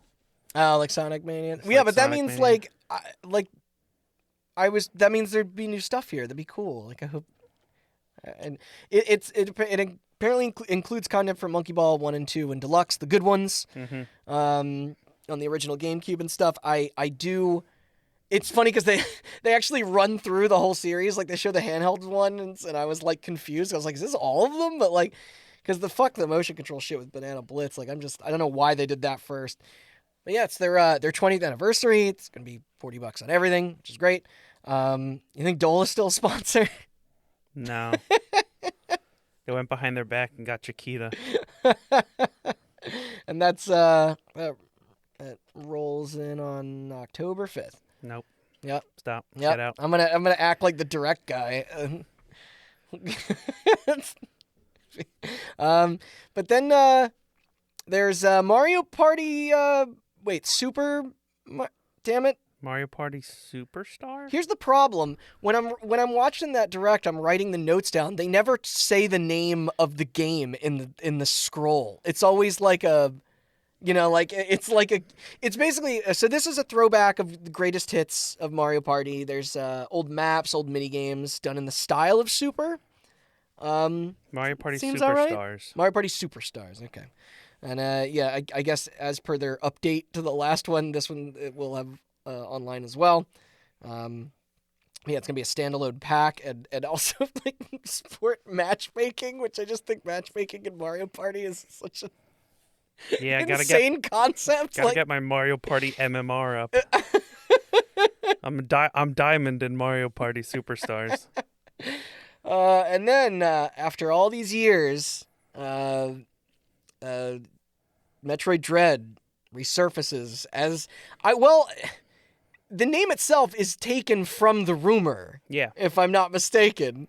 But they say this is their first 2D entry for 19 years. The concept, I think, is 16 years old. But this will be this is the sequel to Fusion, which they claim will conclude the saga, quote unquote. Because remember the trailer says Metroid 5. And then it says Dread later, which is there's a stalking enemy in the game that looks like it will follow you, and in similar vein too. But it's like, I mean, they should also port Samus Returns, but yeah, this comes October 8th with Amiibos. I'm not who's making it because it's not. Is it just Nintendo? I don't think so. I don't believe it is. But we said earlier also about the void of Metroid games having already been filled by so many other. There's so many other people have produced them and released them in the meantime, like your Axiom Verges and stuff. Like there's been no fucking shortage of this style in the years that they took off. Oh, it's being made by Mercury Steam. Oh, okay, did Mercury Steam do the last one? Yeah, they did Metroid Samus Returns. They also did all 3 Castlevania Lords of Shadow games. Oh. And they did Clive Barker's Jericho. And American McGee Presents Scrapland. What about American McGee Presents Bad Day LA? Nope, just the first one. Well, they got involved with Nintendo. That's such a bizarre relationship. More or less, it feels like this game is meant to hold people over until Metroid Prime 4, which it goes without saying was not here. They mentioned it. Well, I meant it was a no-show in terms of in regards to it actually, but yeah, because they had to reboot it with now it is Metro behind it again. But here's the thing: this game actually looks really cool gameplay-wise, but like it does seem a bit low budget. I think you were talking about how it's like Metroid seems like the kind of series that they're not willing to shell out the money for. Yeah. And that's kind of a bummer. I'm sure this will do well. But Just Dance 2022 is back. I'm so again. I hate this year. The sports games have broken my brain forever. That they always do the thing where it's the next year is the modern years. You know what I'm talking about? It's like Cars. Yeah. All right. So Cars fucked it up first. Yeah. Fuck Cars then. I agree. Yeah. Port of the 2017 arcade smash hits, Cruisin' Blast. Speaking of Cars, then there's Dragon Ball Z Kakarot. Got anything to say to that? Well, I think there's more to that title, but I don't feel like writing it down. I remember them saying, the definitive Dragon Ball experience, and I went, no, it is not, sir. The definitive Dragon Ball experience on the Nintendo console. No, because Fighters is on Nintendo. Oh, I didn't think it Switch. was. I thought Yeah. Fighters was just. No, it's on Switch. Okay. Well, then, yeah, they got nothing that they Yeah. can say. That new Mario Golf is still on its way. It'll be here before the end of the month. Monster Hunter Stories 2. Again, like, listen, I get it. Monster Hunter's big, but. Third time's a charm. Yeah.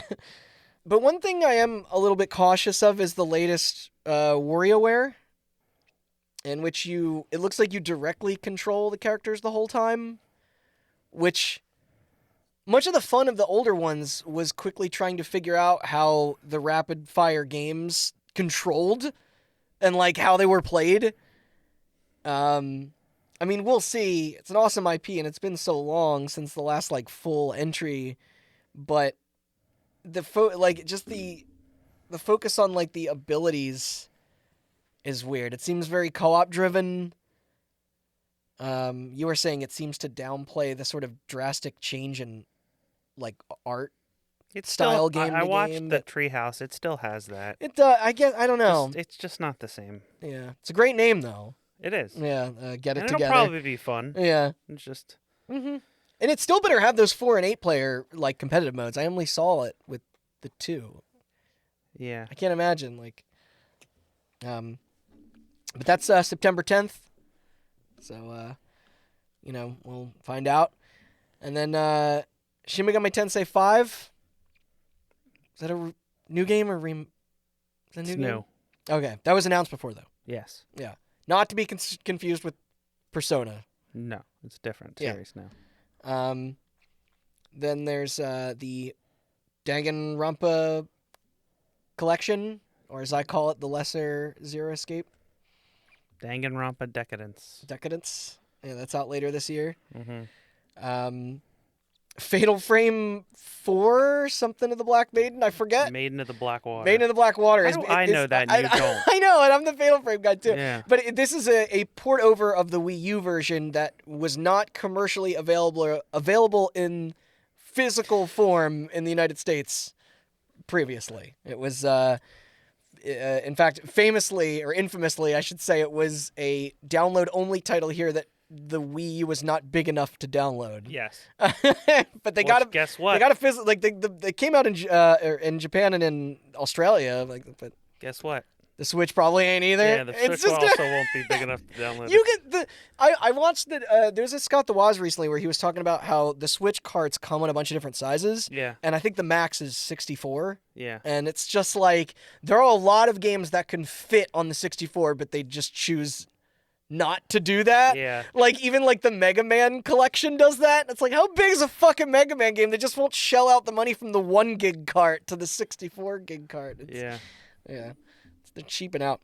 Then and you know it's funny still with the Fatal Frame thing, still no official translation of Fatal Frame 3 from the Wii one, the Suda 51. Yeah. Yeah. So but that's coming, and I'm actually curious. Like, I wonder how this is going to control without the gamepad, because the Wii U one, the whole thing was through the what do you call it? The shit. It's like the bad controls in Splatoon. What are they? Gamepad? No, the gyro. Gyro, Yeah, the whole yeah. thing was gyro control. So I don't. I guess if you have your things plugged into the Switch, but if you don't, I don't know how they handle it. We'll find out. Who the fuck knows, man? Yeah. Then here's another thing we can comment on control wise is the Doom Eternal DLC is coming to Switch. Mm-hmm. And you were saying that like I had a tough time playing that on an Xbox One controller, which Yeah. is infinitely better than a Switch controller. Also, and Giant Bomb I think pointed this out too, in that the trailer they showed for the Doom Eternal DLC was like really toned down and slow because I guess they didn't want any of like the gore and violence from like the action featured heavily in the footage of the trailer, so it was just kind of like showing Doom Eternal, but a lot of like wandering around and nothing happening. Yeah. That's my favorite part of Doom Eternal. Yeah. And then if you want to play an amazing game at half the frame rate and resolution with Poppin', Tony Hawk 1 and 2 Oh, I thought you were still talking about Doom. Well, that as well, but yeah, the like I don't that it upset me Yeah, because I know. I really love Tony Hawk, and that remake is incredible. But whatever. Hey, it's on the go, right? I mean, you got that. Yep. Strange Brigade. It's coming to Switch. Weird. This many years after that game's okay. Like it's fun. Yeah. More Mario and Rabbids 2. Then Advance Wars 1 and 2 Reboot Camp. I'd ask you the name of the like the Reboot Camp. Yeah, Reboot Camp. But it looks dope. I mean, like but also like what if it was a new one? Yeah. Remember earlier when I said, speaking of Shantae? Yeah. Yeah, this is being made by WayForward. Yes. Yeah. Which it's not Intelligent Systems. No. Which, by the way, I guess that they're too busy and they're hard at Fire work Emblem on stuff. another Fire Emblem thing. Yeah. As always. It's funny because the switch from, well, I don't want to say the word switch there, but the redrawings of the sprites to the polygonal stuff, it's all right. I don't know if it did it as smoothly as even like Battalion Wars I do did, like the but- redrawings. I love WayForward's art. I do like the redrawings of the commanders. Yeah. Those are cool. And this has co-op too, and like Yeah. online, so that's rad. But then there was it's our moving into the Zelda fucking Okay. Zelda mode. They first showed new content for Age of Calamity, or another season of content for Age of Calamity, which, you know, people enjoy that game. It's just funny because they're like really burying the lead. Yeah. Because after that there was some Skyward HD info, which is the same, I think, like gameplay we already saw. Yeah. Which already that's announced for July 16th. Then there was the Game & Watch Zelda edition, which I think it looks cool. Yeah, like, it's I'm into neat. that. The Mario Yeah, one it's was good. neat. The Mario one was neat, and this has even more going on, I think, than that did, because it's Zelda 1 and 2. Yeah. Underrated. Zelda 2. But it also has the OG, like the original Link's Awakening, like which is cool. And then a reskin of Vermin, the Game & Watch game, except with Zelda, and then there's like an interactive clock and timer in it and stuff. Yeah. But that's coming November 12th, and if it's anything like the Mario one, they'll actually be available and able to find. So then I think many would say was they were looking forward to seeing the most at their conference that they were also the most hyped for is Breath of the Wild 2. Which there's no final title yet, as they think they later claimed that it would contain spoilers. There wasn't a lot of new gameplay, but the stuff that was there showed like time manipulation and stuff. It said aiming for release in 2022, which I think upset people, but and that maybe thought that something sooner would, because that could also get pushed to 2023 with that attitude. But I know you being a huge fan of the first one. Is there anything more you wanted to say? I think you said that there was a separate video watch that analyzed more of what was happening. Check out. If you're a big Breath of the Wild fan, check out Kinda Funny. They have like an hour-long it's video Kinda where they Funny? break it down. Okay, because that theory you told me sounds almost too interesting to be Nintendo. Right, well, that's the first thing. When they said that there's no title because it's too spoilery, I was like, what are you fucking spoiling? Yeah, that's like, I love Breath of the Wild with all my heart. It's my favorite game on the Switch, but like... It's the discovery around the mechanics and world, not necessarily the story was like, Ganondorf's here, gotta go kill him. Yeah. And Zelda's like, oh, I'll help you. Just like every other game. But then there's also like so much... They better not be fucking with people, because there was a lot of I don't know. If they full-blown Metal Gear Solid 2 this thing, that... Cool, yeah. Like all the audio in the trailer, if you reverse it, it's the same music and the same audio. Oh, really? Yeah. That's cool. Yeah. I like that. That's why there was like weird shit that was like in the middle of the trailer, because it was like playing audio backwards. So there's clearly some time manipulation stuff. I don't know, man. It looks fucking cool. Yeah. I'd be down to play. I hope you get what you want, man. Yeah, I'd be down to play a sequel to Breath of the Wild, and I hope You and many others. I hope it's as interesting as they're presenting it to be. I hope there is some crazy story shit and some weird, like, fucked up stuff happening, because that's what Nintendo needs to do more of. Yeah, agreed. Yeah. That's what made like not Odyssey. Sorry, leave such a strong impression of like where, like, where's Mario at? These days, where does it stand? And that's hopefully I can say the same for the rest of their missing in action IPs, in that no Metroid Prime 4 or trilogy, obviously. Bayonetta 3, Splatoon 3, which was funny because that was their and one more thing at the last Direct. Yeah. And that no, not a single mention of Pokemon in any way, shape, or form, or Animal Crossing. Yeah. Like last year's sensation, and not a single like content update or Yeah. that was baffling to me. I think some people also suspected that they were going to do like more for the Zelda's 35th anniversary event thing, like and Metroid. And Metroid, yeah, that you're right. I guess Metroid Dread is technically doing something, but they also didn't really mention it. Yeah. No mention of any Zelda collection whatsoever. Nope. Or Battle Royale. Yeah. No Nintendo Switch Online updates in no general. Twilight really. Princess or Wind Waker ports, which people were thinking about. And then you said No More Heroes 3 was on the Treehouse, but that was not part of the Direct. It was. Which, I love that series, but I think that game might be... Yeah, I think that game's a little bit in trouble, and it worries me.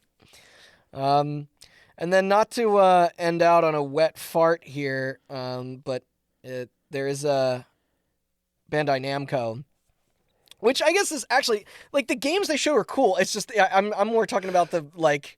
Speaking for, like, the energy and, like, and of the presentation, like, what the validity of their... Yeah, it was just It was just the same trailer for House of Ashes that we saw at the first thing. Yeah. And then like a 10-minute interview with one of the devs. So like was Elden Ring or Scarlet Nexus there? Or No. No? Okay. Like, because, listen, like this came up before, so I apologize, but it's like the House of Ashes, like, it still looks great. Like, it's we want to play it. I think it's set in the Iraq War. It's like soldiers who find catacombs and fight demons, and Pazuzu's there. You said there's a difficulty slider this time. They're doing a special edition, which I think is a bit overly like, it's like, I don't know. I really hope they do a better job promoting this one. It almost makes you wonder if they should have stuck with Sony as their publisher and not, like, even if it was just exclusive. Because, like, I love this initiative. Like, I really do. Like, their movie night thing is just, it so speaks to me. And it always makes for, like, just, like, the best Halloween fair for our group. But we don't need to see more. Like, no, I'm sold. Yeah, like, we don't... And in fact, like, we already... Anybody who's played Until Dawn on, like, you don't want to see too much. Like, it's about experiencing it all at once, like, together with people. My favorite... Did you watch the House of Ashes thing? Yeah. Okay. My favorite part is the one time when the guy goes... The lady who is interviewing him is like, so what's your favorite scene? And you can see the guy struggling to, like... Oh, that's a weird question. Like, and on two levels, because one, the game's not out, and it's entirely story-based, so don't say a scene in the middle of the game. Yes. And number two, he tried to say it in the most spoiler-free way possible, but he was like... He had to, like... He's under NDA as well. Well, yes, but he had to, like, explain the choices that get up to that point. Because, so like... Let me paint the picture for the context. Like, you can't just pick one scene because there's so many branching paths. Yeah, imagine if I asked you what your favorite scene was from a movie that I never saw. Like, that's a stupid fucking ask. Yeah. Like, it's... He was like, oh, there's two characters, and that, like, I like their interactions, and if you do the right things, and both of them are still alive at a certain point in the game, then you'll get a scene, and I love that scene. Oh. Yeah, like, I was like, oh, wow. All right. I missed that part, honestly. So that was kind of a wrap up of all the shows. They there was I think they did an awards thing where they declared Forza Horizon 5 as the best of show or the most anticipated, which is surprising. And in my opinion, very earned here that Microsoft and Bethesda did win for I think their conference. Hell yeah, dude. Fuck off, Nintendo. And then Show some gameplay for Breath of the Wild 2 next time. and then I guess EA Play is July 22nd, so Yeah, we can't say. And Annapurna's doing one July 29th. Oh no shit! Yeah. I wish they would have made it. I would have. Yeah. Yeah. We could have seen more on the Donut County guys next game. Mm-hmm. I forget what that's called. It looks really Neon white. Neon white. Yeah. Yeah. And then Annapurna's got a few different stuff. Well, I mean, 12 Minutes is them. But, yeah, the Artful Escape game. That's yeah, them. yeah. Mm-hmm. But and then Sony told everyone else to fuck off. Sounds like them. Yeah. So maybe there'll be a state of play this summer, but I'd like to see them. But I have one last thing here, which we watched. I posted that Donkey video earlier that he did on the E3. I didn't know that, like, who the fuck announced the Alfred Hitchcock's Vertigo, the video game? I don't know, man. When did that happen? And how did I, miss it? It makes sense. People are making George Orwell games I know, left and right. I was going to say after the Animal Farm game. Yeah. That's so weird. But, yeah, I don't know. Any closing thoughts you have? Do we want to say that what we thought are Yeah, what's your... top three? We both agree Microsoft... Top Yeah. 3 games or conferences? Top 3 games. Okay. We both agree Microsoft wins the conference. Best conference. By a long shot. Yep. No question. Top 3 games. Halo Infinite Okay. I think that's a solid is my pick. game of show, I think. I don't know. Do you have your top 3? I gotta think. I'm gonna say the trailers that tickled me the most were Inscription, Oh, yeah. Atomic Heart, and Replaced. Okay. I think. Okay. It's funny to hear me leaning so indie heavy on but I think those were the ones. But obvious shouts out to Halo, like you said. I think that game feels the most real, and in terms of when it's when it's coming and stuff. And I mean, I also kind of want to put Somerville on that list. I want to know more of that. I was impressed with Stalker 2. Yeah. I'm gonna say Halo Infinite, Inscription, and I don't know, third one. It's tough because it's like I was already excited for stuff like The Ascent that's coming so soon. Yeah. And then there are announcements that are so far out. Like I'd love to know more on Contraband, but what is there really to go off of? Yeah. It's like Halo's a good example because it's a game you can just it feels like you can hold it and play it, even though it's not. We haven't gotten to yet, but. I don't know. I want to say Breath of the Wild 2 because I am stupid excited for it, and that was a cool trailer. It's just in the grander scheme of Nintendo's bullshit that it kind of pissed me off. Sure. But that's not the fault of the people making the game. I think that I'm very excited for Breath of the Wild 2, and I thought that trailer was fucking weird, and I hope they follow through on that weirdness. That's weird trailers are great because that's the thing. It's I also don't want to say stuff I already I was already so hype on 12 Minutes and God, the name of that fucking game, Harold Halibut, that it's I don't need to see more. Same with House of Ashes, like we said. Yeah, I mean, I'm with you. Honestly, I think that Evil Dead game showed better than I expected. I really want to play Phantom Abyss, but that comes out in a week. Not even. So by the time most people will listen to this, I think that will be out. So yeah. I'm not gonna pick that, but ooh, I forgot Fallen Aces. Fallen Aces. Yeah, that's Not in to my top not to five. start this argument again, but I thought the Elden Ring trailer was very cool. I mean, I don't think that's like it's not an argument. I think it's You more. just hate Dark Souls. And I don't everybody- hate and Dark everybody Souls. likes That's it the and wants funny them to be thing. miserable. Here's it's jealousy. I don't hate Dark Souls. I'm upset that those people keep get what getting they, what they want, yeah. all the time, and Okay. they're floored by it every time. Which it's like, I guess that it's like you could maybe make the argument that I or challenge me in the sense of like, since Resident Evil has been rebooted, that like that I'm Yeah. finally getting. But at the same time, just like every maybe I just want to experience what they're feeling. Like,